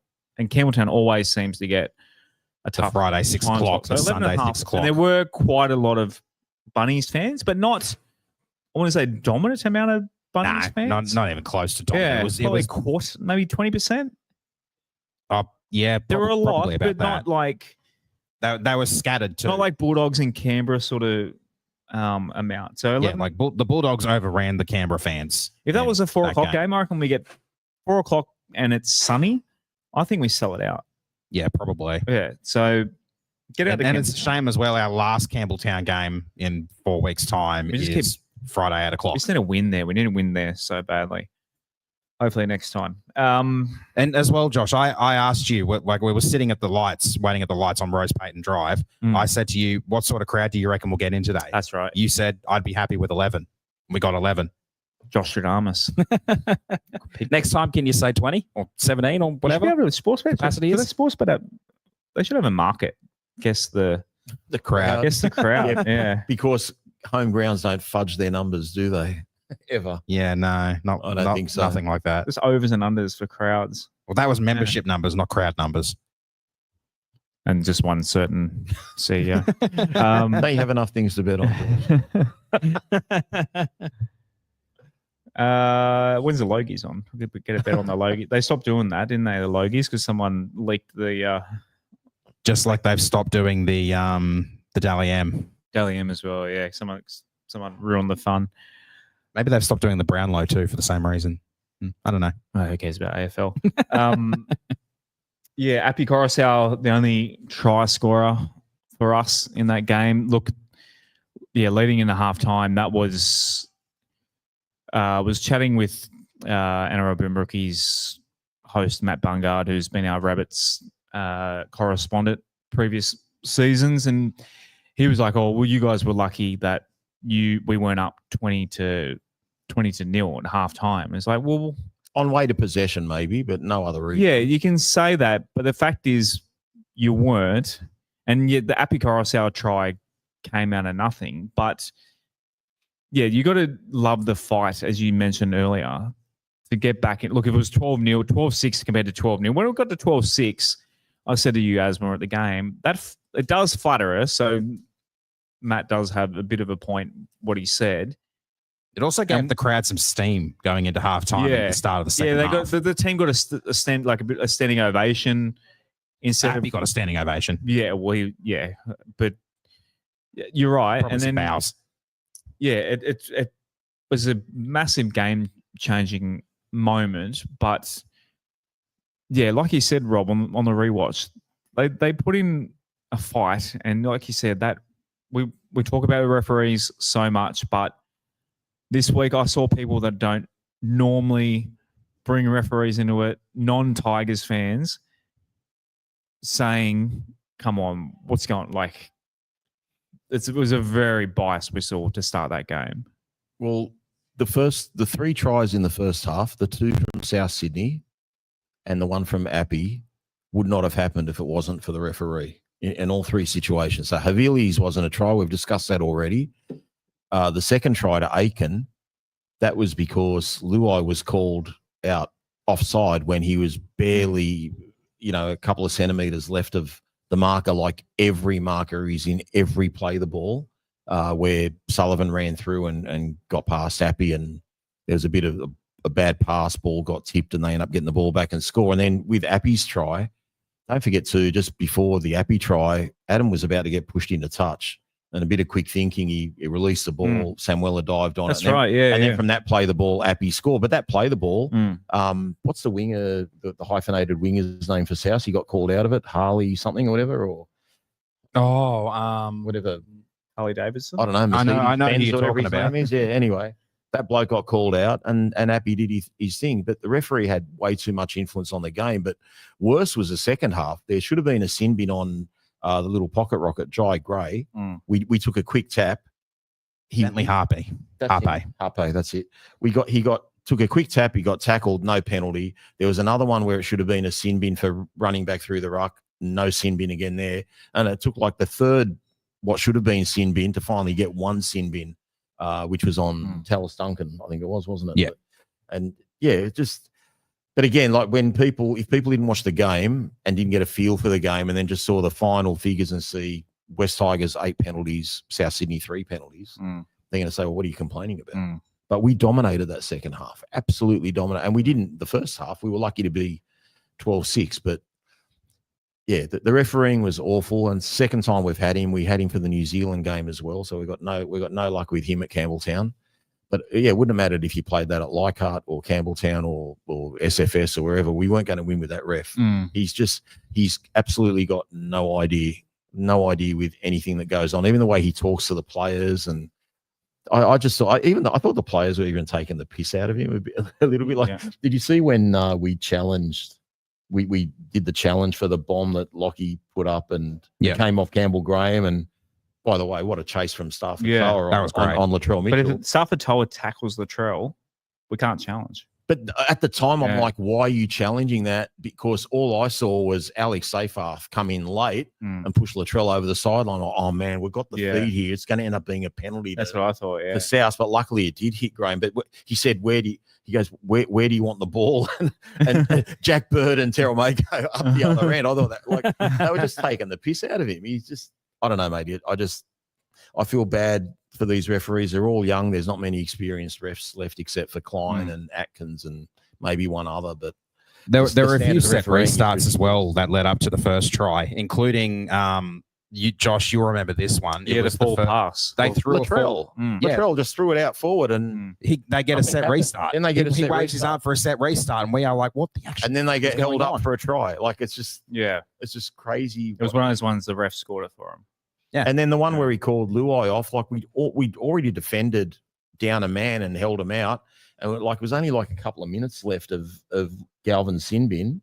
And, they get that try. It was just devastating. As you got the stats there, what were the punishments on the ref? So penalties conceded, like Rob said, 8 for Souths, 3 for us. Set restarts, we conceded 3 in total. Souths conceded 5. 3 ruck infringements to 2 for them. Conceded or got? This is conceded. And then inside 10 meters, they conceded 2. We conceded 1. So we actually got more 6 against. That actually doesn't seem right. Maybe there must have been a lot. I don't think that's right, because with the offsides, I wrote them down as well, and I thought, well, I'm not going to count the offside penalty in the penalties that are already there, because that's doubling up on them. Like within the 10 meters is a penalty, isn't it? Oh no, sometimes it is a 6 again. Depends on the 40. Yeah, it depends on where it happens. Depends on where it is. And then the other thing is as well, 4 of those penalties we got in pairs. There was the first pair, and then the first pair that include the second one was the Latrell one where he should have been binned, and then the one after that was the one where Tallis Duncan actually did get binned. So right, there were 3 opportunities. Yeah, 4 of those penalties, at least 4, maybe 6, came in pairs because they were one after another, and we got the first penalty of the game. And from there, I don't think we got another penalty for the rest of the half, and we got maybe 1 set restart in the first half as well, while South's got some. Yeah, I didn't feel that way. But all right, anything else? Do we go to the press conference and then keep talking about the game from there? I just want to say about the game, we just have to address that our attack is non-existent. We have 0 attack. And given what we did against St. George in the first half, where I thought the balance between going forward and shifting the ball, I thought that was the best we'd looked all year with the ball, to suddenly now not really looking like we know what we're doing. I don't know if that's because there's what's the right term? Personal disconnect between Luai and Galvin, perhaps. Maybe that's why it's not gelling. But I've said it a dozen times already since Sunday night. Appy basically is responsible for 12 points. And without that, we lose to 0. And granted, South didn't have a try. And then compounding, obviously, Galvin knocking the ball over the line. South get a 7 tackle set, put a bomb up, Taruva drops the ball, they score next tackle. So it was just an awful way to finish, because we had that man advantage. And Appy had scored straight away after the sin bin. So, and that's another thing too. Like, even though the second try is an individual try, it's against 12 men. So our attack is really, really down. I'm worried where we're going to score points from. And as much as people want to say a lot about Galvin, if Galvin's out of that team, if Latu's not back, then our attack looks even worse, and it's not producing at the moment with Galvin there.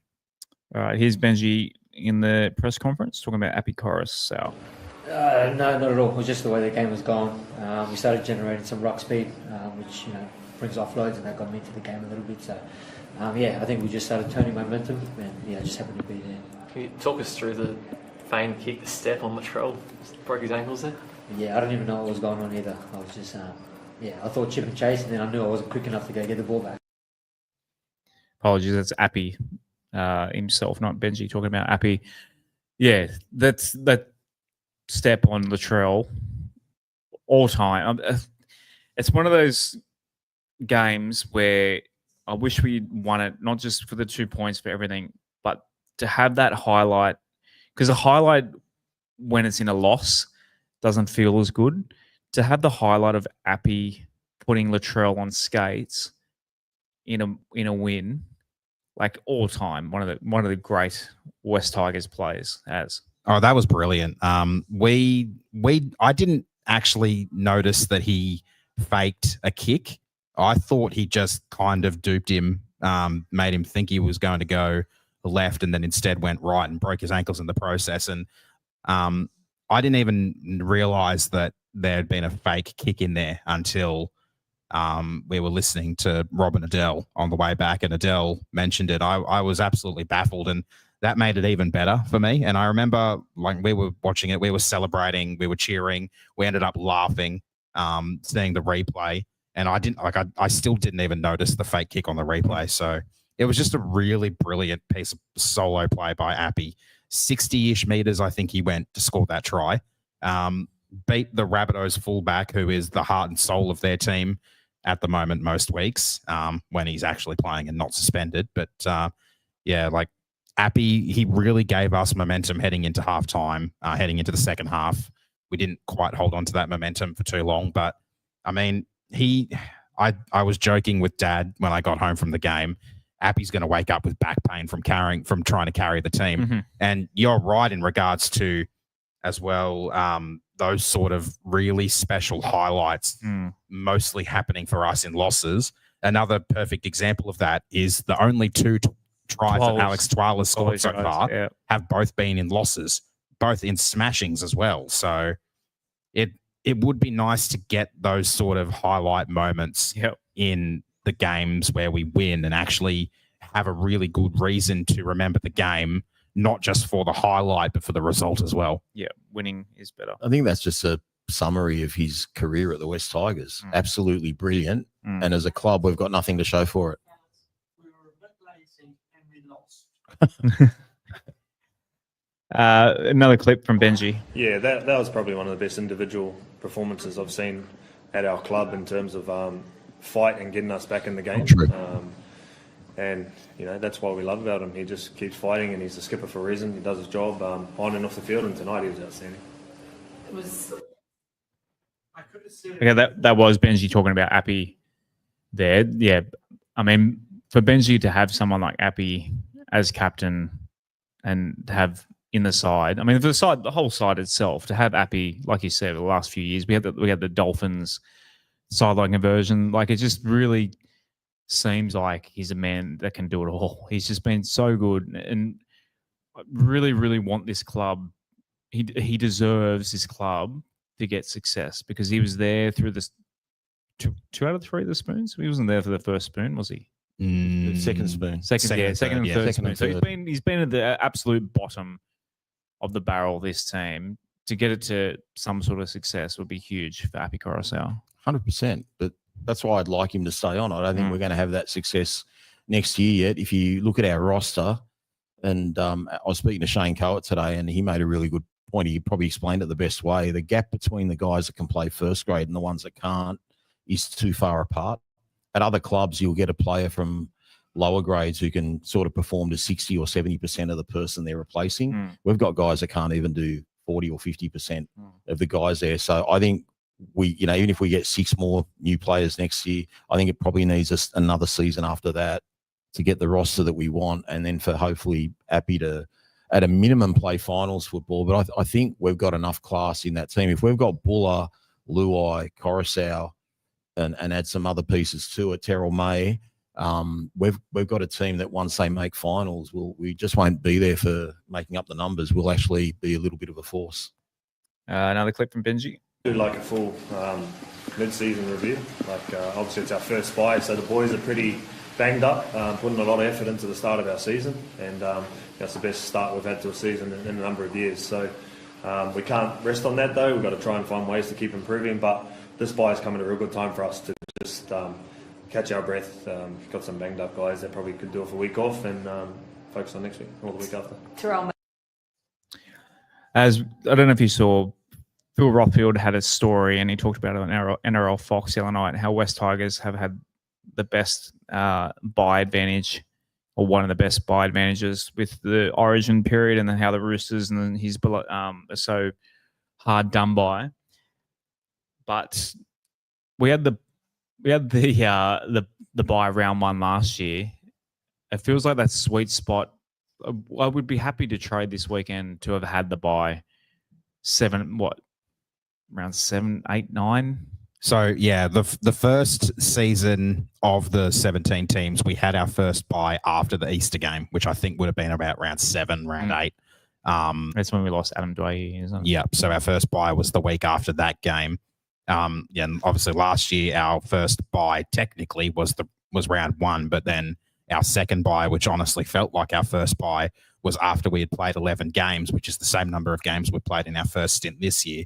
What we have as the advantage this time is this period in the middle of the season here, ignoring Origin, like completely ignoring the fact that it's Origin. Well, we can. We've got 5 weeks or a 5-week period where we get 2 buys in there to really give the team a chance to freshen up. And then we have 2 games between those 2 buys.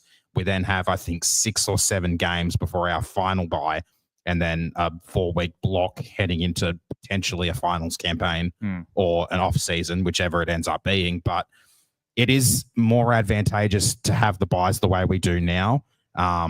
Origin aside, it is beneficial for teams that have Origin players to have the buys around this sort of period. But you don't, when the draw is done at the start of the season, you don't know who's going to be playing Origin. You can have a guess, but say a team like the Panthers, who I think last year had, 8 Origin players, 7 or 8, or maybe it was 2021, they had 7 or 8. They only had, comparatively, they only had 5 this time round. So, and I mean, they had a bye the week just gone, so they're playing this weekend in Bathurst. So, and you can't really predict where the bulk of the Origin players are going to come from. Really, the only certainties is the Cowboys and the Broncos will lose and the Storm will lose a bunch of players for Queensland selection. Every other club and team and for both states is fairly up in the air for the most part, because you could have injuries, you could have severe dips in form. Say, for example, Brian To'o and who's the other, Dylan Edwards, who both spent some time injured for the Panthers this year. If they didn't come back in time, then those players are going to have to come from somewhere else. Probably Tedesco would have come in from the Roosters to be another one to add to the Buzz Rothfield, Nick Politis pity party. And they don't complain when they're in the top 4. They're only complaining this year because they're a little lower down the ladder. They're lower down the ladder, and they've only got like 7 internationals instead of 12. Yeah, it doesn't matter when you got Kiwi internationals like Joey Manu playing in the centres. I'm really surprised as well that we obviously aren't the only team that don't have any players. The Sharks don't have a single Origin player either. They've got some New Zealanders, though. That's why probably. Yeah, a bunch of their team is New Zealand, and we have a bunch of Islanders as well. And I mean, some of them are eligible for Origin, but not all. We could have had 3. We should have had. We 3. could have had. I'd like to see someone make a New South Wales A side, like Tedesco, including fullback. all 3 of them. Yeah. I'd like to see be very competitive. What would a New South Wales A? All the players that didn't get picked. But we've been screaming out for the buy since the second half against St George. So it just came a couple of weeks too late, in my opinion. Yeah. And I think the fact that our game against the Sharks went to 88 minutes worth of golden point really took a lot of what we had left in the tank out of us. And then it was the short turnaround to then going up to Magic Round, up to Queensland, for the 3rd time this season. Is Benji talking about Jerome? Oh, yeah, I'll talk to Jerome privately. I'm sure he'll be disappointed, as we all are. But, that's a decision that's out of our hands. And wish we could do more for him to get him in that team, but it'll make him hungry and better. What about Terrell, Benji? person typing next to the microphone again. It's so annoying. Like, why is the microphone not away from the keyboard? Anyway, yeah, Jerome. Look, people banging out Jerome's game on the weekend. We haven't even done the play ratings yet. We thought it'd be a quick show tonight, but it's actually going to be one of our longest. Did Jerome on rewatch look?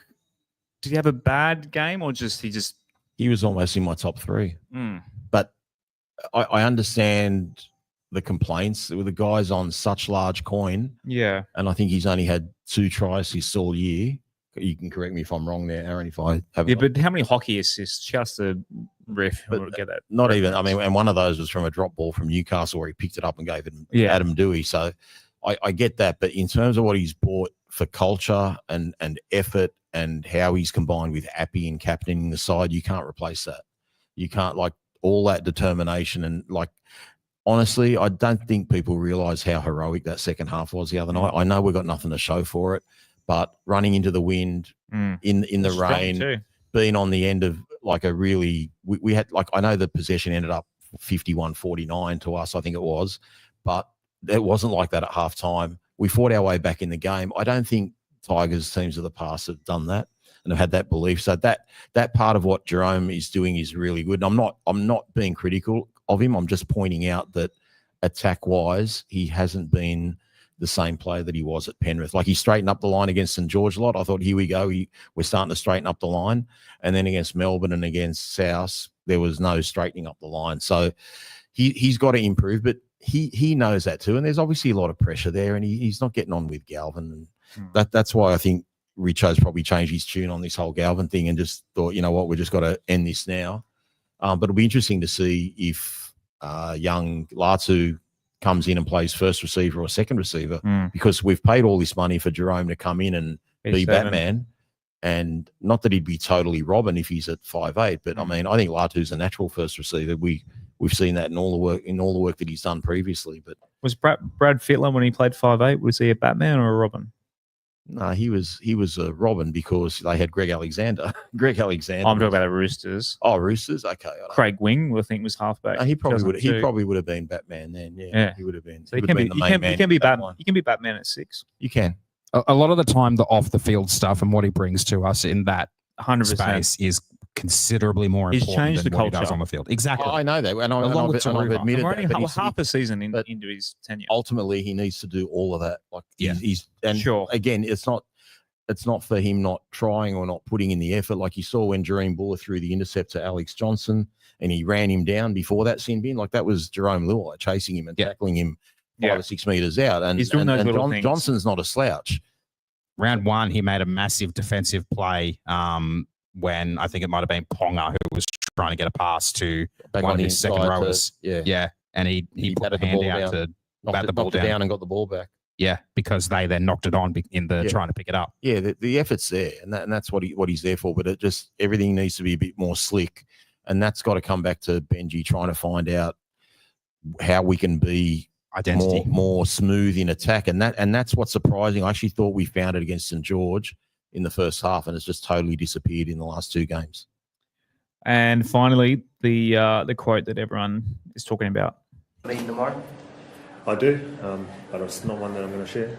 And that's up to whatever happens there. I'm not even going to comment on that, to be honest. It's not a distraction anymore. It's business as usual again. Do you expect out of that meeting with some clarity, though, Benj, on the way forward? I'm sure you'll find out, like you usually do. I hope so. Okay. So that was the quote that got Happy to go, ooh.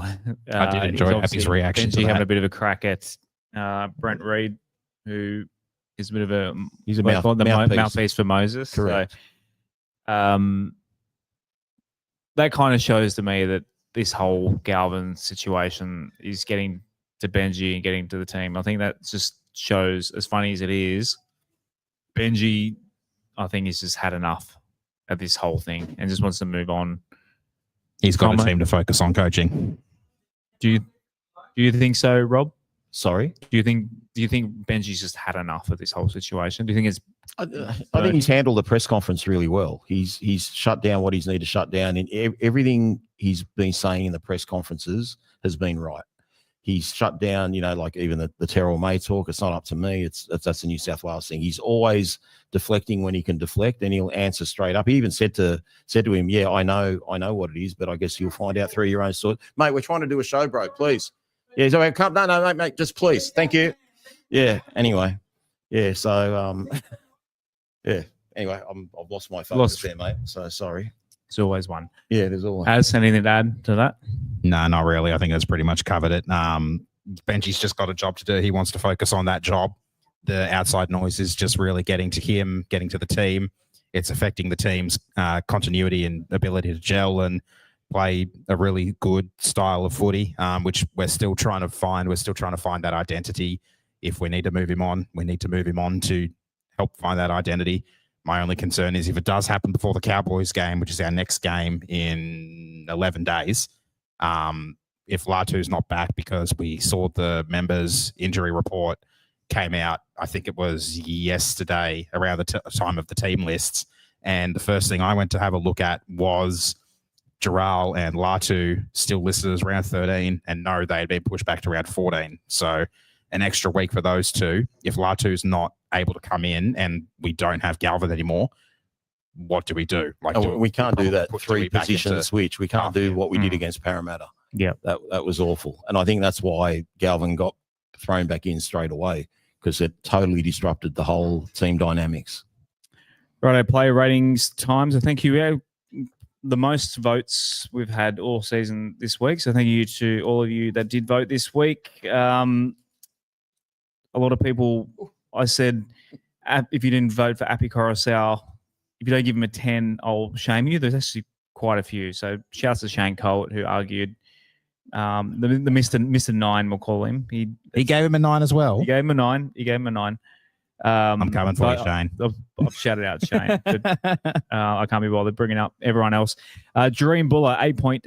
Sunia Taruva, 6.9. Adam Dwayne, 5.0 or 5.0. Stafford Toa, 5.6. Charlie Staines, 6.1. Lachlan Galvin, 3.4. Jerome Luai, 6.1. Terrell May, 8.5. Appy Coruscant, 9.7 in the end. So, yeah, so quite a few people. More 10s and 9s. Yeah, that's true. I'll accept it. 6.3 for Royce Hunt, 5.5 for Samuel Afenu, 3.8 for Alex Seyfarth, 6.1 for Alex Twal, 2.8 for Brent Naden, Tony Suka, 6.9, Jack Bird, 4.4, Sione Fainu, 6.8. Any of those stand out for you boys that are overs or unders? Let us know in the comments too. There's a lot of unders in my opinion. A heap of unders. It's amazing what a loss. Go for it. If Lachlan Galvin scores that try, a lot of those numbers probably go up by 2. I think there's just way too much hate there. I think Galvin's between a 5 and a 6, personally. But you look at the back three, like Jerome Buller, Charlie Staines, and Tito Taruva. They ran for over 600 metres between the three of them. So how are you getting Charlie's only getting 6, and I mean Taruva, they're probably remembering the drop ball. From the bomb in the last couple of minutes. I thought Taruva did all right, and they didn't concede. Well, one try was conceded down Taruva's wing. Nothing was conceded down Charlie's. So I think there's some. I hate to say it. I agree with Naden. Naden's just rubbish. I mean, what did he do, Naden? He played for 17 minutes, made 4 tackles, missed 4 tackles. Like, he already missed 4 tackles in such a limited time. So again, multiply that out by 80 minutes. He's missing 16 tackles. The rest of it, I thought Royce Hunt was okay. That seems about par. Seyfarth, again, we've discussed this, and I don't want to be a Seyfarth bash. He's not my type of player, but he still produced 50 tackles.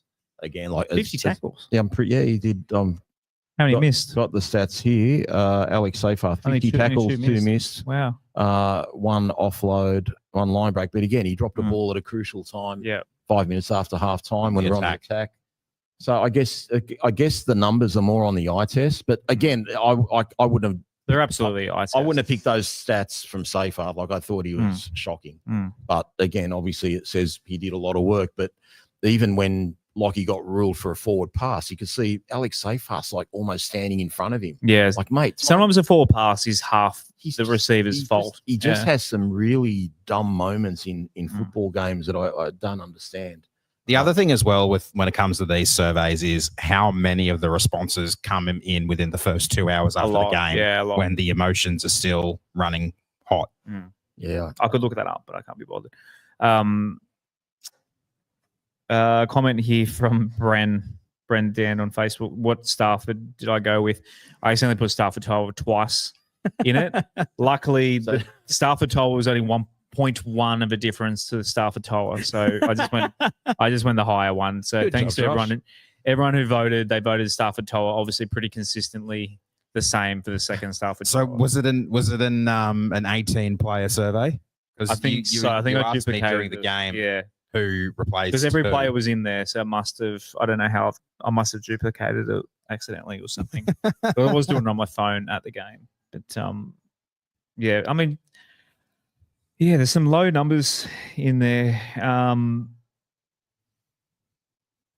mean, Samuel was a bit unfair. He got injured in the end. 5.5. I thought Sione Fainu. I thought really, I think 6.8 might be unders for Sione. I thought he's making a real impact off the bench.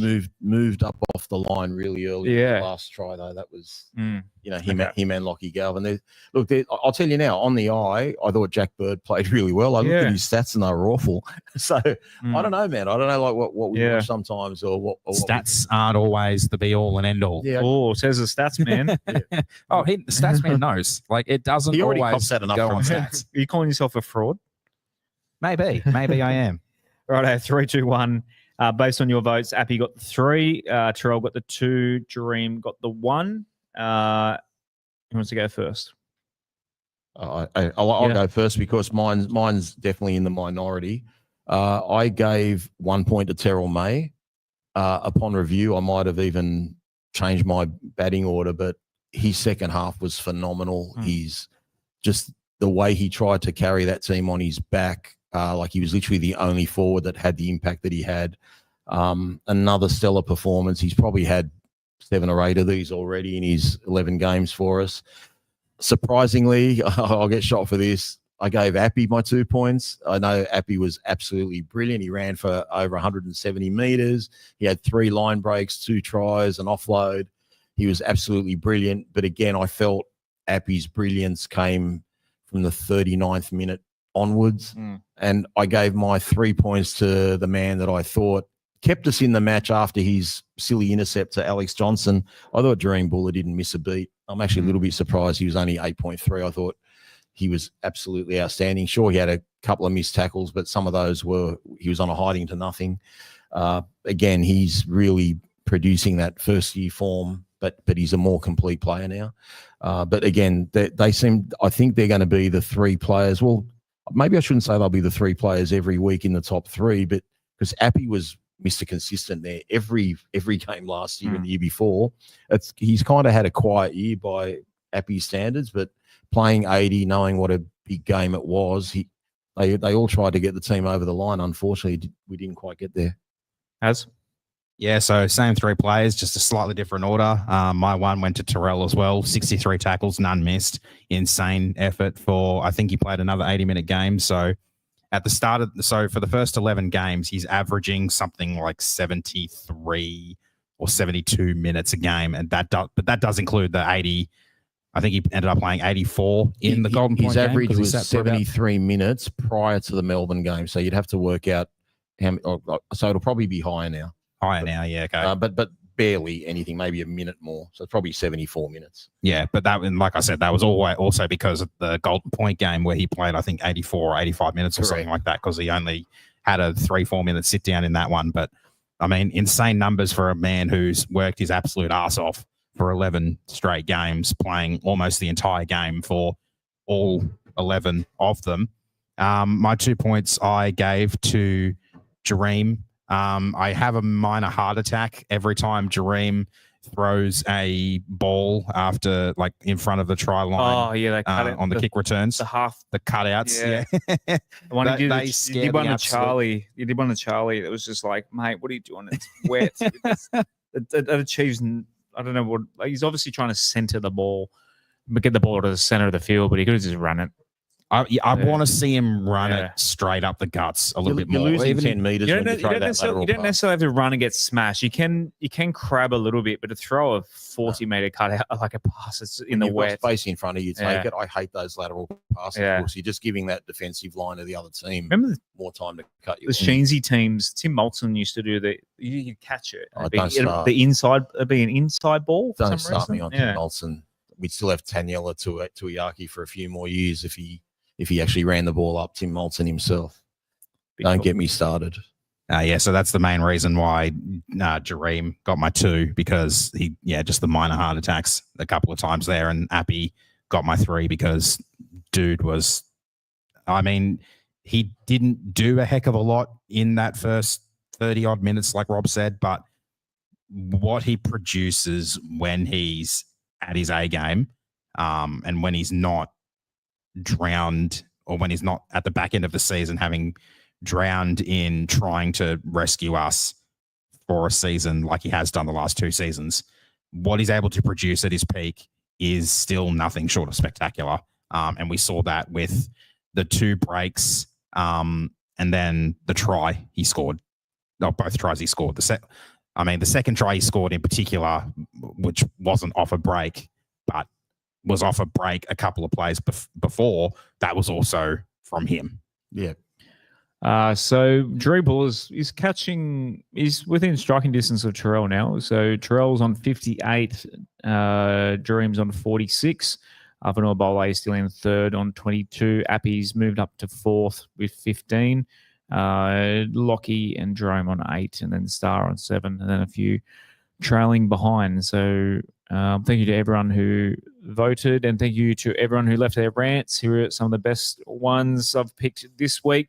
Richard said, guys, really, you can stand up for him all you want, but Galvin's costing us week in and week out. Stupid bat-ons, unwillingness to take a effing tackle, and extremely poor defense. Really, guys, tell it how it is, please. Stop hiding behind the facts. He's young. I think we have tonight. I think we've called it as it is.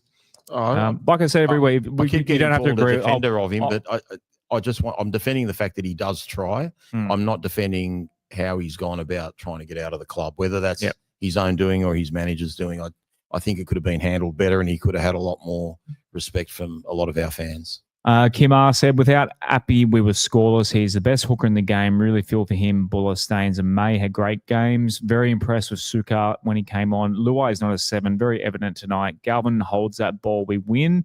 After the bye, hoping Luai is a 6 and Latu 7. This way we may look like we can score points. Our forwards are busting their ass, and our attack is lost in the red zone. Feeling our season is slipping away. Georgios said, horrible game to watch. Commentary were all over Souths praising him. Is that right? Oh, it was ridiculous. Like, you listen to Michael Ennis.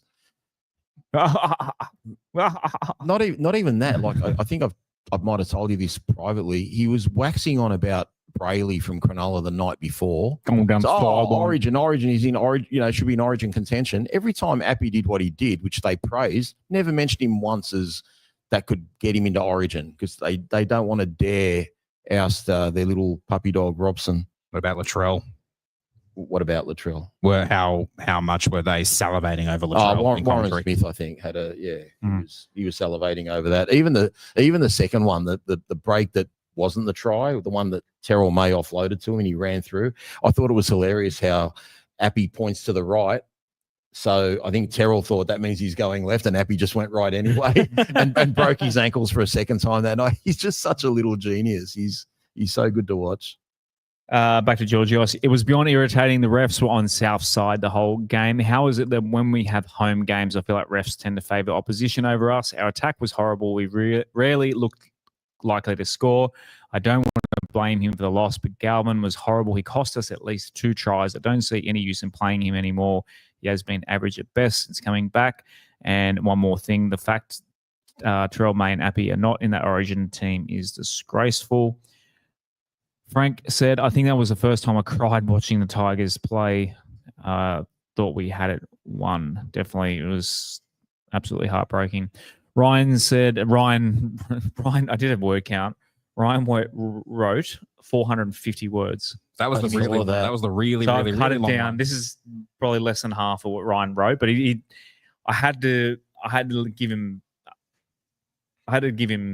a Something. shout out. Yeah. So I've narrowed it down a little bit, Ryan. But thank you. You've even cut him down so much. You've even called Benji NG. Yeah. NG is growing. He's learning on the job, no doubt. But you can see the evolution. His strength lies in how he manages people, and I genuinely believe he's building something sustainable. The shift has already started. We're just in the painful part of the process. This upcoming bye week, it could be the focus. It could be the circuit breaker we desperately need to reset and refocus. In tonight's game, it's time to accept the safe half experiment has run its course. He's simply not bringing the same energy or aggression we saw when he was coming off the bench in the middle. People say he's a defensive workhorse. I don't buy it. Effort without execution isn't enough. His technique is flawed. He doesn't hit and stick, which is exactly why teams are targeting him. It's a problem. On the other hand, I'm consistently impressed by Sione Fainu. The kid can shake off contact better than half our pack. There's a bit of X factor in his runs that we desperately need more of. 100%. Sione Fainu is becoming a real favourite of mine as well. And I think, the fan base are really love all the Fainus. I'm so happy that we got the Fainus. Frank says, where's our big crash over play when we're attacking the opposition goal line? Terrell May or Royce Hunt on the burst, crash over line. I was saying that, just how do we not have one of those guys just off the back fence and just hit? I mean, credit the South. They made some huge cover tackles to stop us. A couple of times Hunt got the ball just flat-footed. In that weather. He wasn't even running onto it. In that weather, just to get someone Royce, if he can run off the back fence off the kickoff, why can't you get him 10-minute head start? Just crash, tuck it in and just give him the effing ball. All right. Who picked Andrew for the $20 I did. voucher? So Andrew Dickinson, please slide into our DMs and I'll let the Orange Grove Hotel to so you can come claim your $20 voucher. What did he say, Rob? He said, the buy has certainly come at the right time. Truth be told, we've struggled since the Sharks game and wonder if the Galvin issue is still affecting team dynamics. A lot of players trying hard, but we look like a team who isn't on the same page when we're on the attack. Don't want to read too much into it because we are much improved on last season, but know there's a better side there than what we've seen in the last few weeks. And I made sure I picked something under 100 words. There you go. If you want to win, don't write too much. As you got yours there, ready? Literally, that slide has disappeared. I gave mine to Adam Patton. Slide into our DMs, Adam. Sorry, I don't have a slide for it. No slide for the slide? Just disappeared for some reason. Adam says, tough going in tough conditions. The weather and the ref made it tough to really get going. But to be fair, our attack offered little. The only thing worse than losing is watching one of our contracted players laughing and carrying on. How he was allowed to play against us beats me. Appy equals superstar. How is he not picked for Origin is crazy. Well, I hope the snub for our boys lights a fire under them, get some rest, lads, and come back stronger. Was Ben last week? Yeah. That's why I didn't have a slide. Oh, that was actually from 2 weeks ago. 2 weeks ago. Okay. That's right, because I forgot last week as well. That was after the I'm Dragons. blame you That was after Magic so Round, the cardio clinic or the cardiac clinic or whatever it was. I also want to give a shout out to go for it. The poet. The poet, yeah. I'm really loving these poems. So guys, if you want to impress me, send in some poems. Rhymes. David, the Tigers played Souths in the night, but nothing they did went quite right. Seyfarth was slack, Hunt took a step back, and Naden was nowhere in sight. Young Sione stood tall with finesse, while Toa showed signs of progress. Appy and May kept leading the way. By far, they performed at their best. Now Luai must sharpen his claws and dominate without a pause, attack with intent, be bold, not hesitant, and give fans a reason to applause. Beautiful. All right, tips for this week. Love it. Doggies v Dolphins. So someone mentioned in the comments before. You've come from the clouds, haven't you? I have. You were something like 6 behind Josh about a month ago. Not that we're tipping great. You know who's come from the clouds? My 4-year-old in my family comp was at the bottom of the table a few weeks ago, and he's carving up. He's overtaken my dad. Yeah, my aunt. Like he's catching us. Has he started tipping the Tigers? He does usually tip the Tigers. It was just that Sharks game. The one where he really should have and didn't. Yeah, he tipped us against Storm. Did he? Yeah. Brave lad. Yeah. I think he learned his lesson. Yeah. No, he's probably forgot it. he immediately. refuses to tip Parramatta. So that's He's learned from that's you. worked out well. Well, no, I don't know. He just I don't know why he hates Parramatta, but that's his choice. How much anti-Parramatta propaganda do you have around your house, Josh? Well, I got a Important fine from questions. Parramatta Council this week too. So there's another. If I can't hate Parramatta more, anyway, doggies, Dolphins. A lot of players. A lot of forwards out for Canterbury, and they're missing obviously Crichton to Origin in the backs, and Jacob Carraz is injured, I believe. Is he? Is Jacob Carraz out? Yes, I think Carraz is out. So I think the Dolphins have a really big chance of pulling an upset, but given that the Hammer's out and Avarillo's dropped back to fullback, and there's a Feeney in the centres. I love Feeney's in the centres because they're always a weak link. So I'm not sure. I really not sure, but I just tip the Bulldogs. Until they lose, I'll keep tipping the Bulldogs. But, any punters out there, I'd definitely be taking the Dolphins with the start. Where's the start? Whatever it is, I would take it. Or pick your own line, and probably take the unders as well. Yeah, I've gone doggies just because it's home and I think a lot of games this week. Who are are the probably gonna Dolphins? be unders. With the wet weather. Hammers. Obviously, no Hammer. No Hammer Is that it for them? for them. Yeah. Hang on. Origin But that's a wise. lot. Yeah, Origin. That's huge. yeah. They changed two Hammers positions for one out. can't build a house without a hammer. Has Jeremy Marshall King come back from his injury yet, or is he still I out don't too? think so. No, I didn't notice his name. But I can have he's a not look. there. while- I've got it on the ticker. Okay. There, I can't see his name. Yeah. in there. As you've gone dogs as well. Yeah, I think it's one of the easier ones of the round. There's not too many easy ones this round with Origin selection and everything, but I think until they, like Rob said, until they lose, you kind of got to go with them. Eels and Manly Warringah. Yeah, no Moses, so I've gone Manly. Yeah. In this one, even though it's at Parramatta. We saw how bad Parramatta were without Moses. Actually, my son did tip Parramatta this week. I remember, Really? yeah, he's 4.5. He's No, I'm saying really because he's going to get it right. He's been tipping well. Well, he goes Parramatta, but Dad, because I tip Manly. Parramatta are at home, so he does. He's He kind of understands some of the nuances. Yeah, he kind of understands. He's like right. He's playing. He's a little stats man. Playing in Dundas, so he's not too far He away. can remember the whole round. Like he comes home and puts 502 on the Foxtel when we get home. Like he's full into it. So Good stuff. Yeah. Not my influence though. Nothing to do with me and my influence.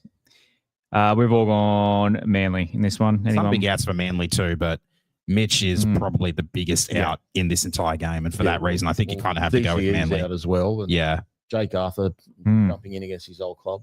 I believe in Manly's halves, and that's saying something considering they've got Brooks a little bit more than I believe in Parramatta's. Yeah, and Turbo's there. They're normally pretty good with Turbo. Panthers are in Bathurst against the Knights. Knights obviously no Ponga. Ponga got picked, didn't he? Yeah. Yeah, these teams are decimated. I think Newcastle is shit, and Penrith are just going to be a little bit less shit and get the win. Eisen. It's got so many outs, mate. They got so. How do you tip the peak Eisenhower starting. Just seeing the team. Austin Diaz is playing. Yeah, he former is. Tiger. He never played first grade, did he, Austin Diaz? No, I think he played one. I can't remember. Did he? He might have played that final round game where Felity debuted as well against Manly, where forward passes were commonplace. We've all gone Sharks against Roosters. Sharks, lucky bastards, getting to play this week with 0 Origin players out against the Roosters. Yeah, the Roosters' backline still looks pretty much intact. Yes, Teddy. But their forwards are decimated. Noah anyway. Koinawazi. No Connor Watson. There's no Dom Young's still there. Yeah, Dom Young's come back in. Yeah, because Toa's out. or Toya out, or whatever however you pronounce his name, Toya. What do you think about Toya's debut for Origin? Probably wouldn't have been one of the ones I would have selected, but it's Queensland. I think don't he give just a wanted shit. a big body on Latrell, but it's still, he's a kid, but it's a big ask. I know, right? It's a massive marking task in your debut. Yeah, I don't know who else they could have picked. Like, you literally almost got to pick a second rower. Yeah, playing out the centers for Latrell. Was Latrell suspended for the derby between the Roosters and the Sharks earlier this year? Roosters and the Sharks. Oh, not Roosters and the Rabbits. Rabbits. Trying to think. No, they won the game, didn't they? Yeah, they won the game, but was No, Latrell did that long pass. Rabbits That was were the one they said was forward. Some people said it was forward. Yeah, that's right. rainbow, Yeah, rainbow too. pass. Yeah, okay. Yeah, so he did play that game. I think that was maybe that was the last game he played before he.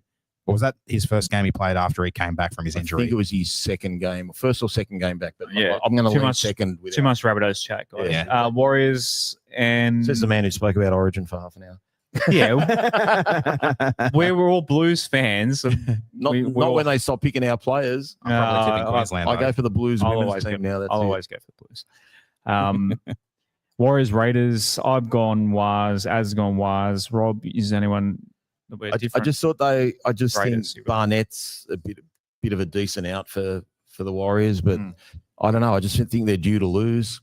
Canberra still going all right. I don't think Hudson Young's a big loss defensively. Maybe in attack he will be, but it's a toss of the coin, that game, isn't it? I just went Canberra. This is a cracker of a game, 2v3, like potential qualifying final preview if they do both end up staying in those positions. Like, this has the makings of a potentially really good game in New Zealand. I'm going with the Warriors just because it's at home, and I think given their form, and how the crowd get behind them at home, and some of the other wins they've had at home that have been rather unexpected early this year, like Manly, back in round 2. I think I'm backing them just because I think the crowd's going to help them get over the line.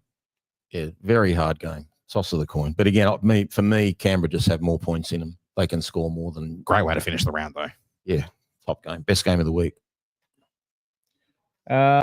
New South Wales Cup got a win a bit before first grade last week. So shouts to the Magpies. They aren't last. The Rabbitohs are last, and they gave them a bit of a smacking 24-6 before first grade. Jersey Flegg had the whole comp had a bye, but quite a few, they're heading over to play the Silk Tails in Fiji. Imagine going to Fiji when you're 20 years old on a footy trip. They did last year. How good. I want to go on that trip. It would have been a heck of an experience for them. And I think the Fiji is awesome. The really awesome thing the Silk Tails did for all of the team, because the Jersey Flegg comp and the New South Wales Cup comp, every team plays every team twice because there's less teams and the season is just a tad shorter than the NRL. So they have the ability to play every team twice. So once home and once away. Every time the Silk Tails had a team come out to visit them, they greeted them at the airport. They had a little welcoming ceremony for them. I've seen some footage of some of them. Absolutely beautiful stuff that they... Fiji is amazing. Yeah, that they've done to, like, the team and the community as a whole have welcomed these teams. So absolutely amazing. And like the Silk Tails have got a win on the board this year, which they didn't manage last year. The Dragons. There you go. But yeah, some good young Haywoods in there. Sakura's heading over as well. So a couple of awesome experience for these SG ball kids that are but it's just a few of these ball kids coming up into the Flegg team now. Their season's finished, so definitely worth keeping an eye on them. Stats man, you got anything this week for us? I do. So I wanted to kind of compare where we were at with points scored and conceded averages for compared to like where we are now compared to at this point last season. So after we had played 11 games and then at the end of the season as well. So far this year, we're averaging 20.5 against we're averaging 25.5. So this time last year, 15.7 against 24.4. So we have had a couple of blowouts that would have... One blowout, one real bad blowout. 2. Well, 48 to the Broncos is very close to 50. 48 or 40? Wasn't it 42-28? No, it was 46. It might have been 46. I'll look it up. And then obviously the result of the other week as well would have really blown things out a little bit.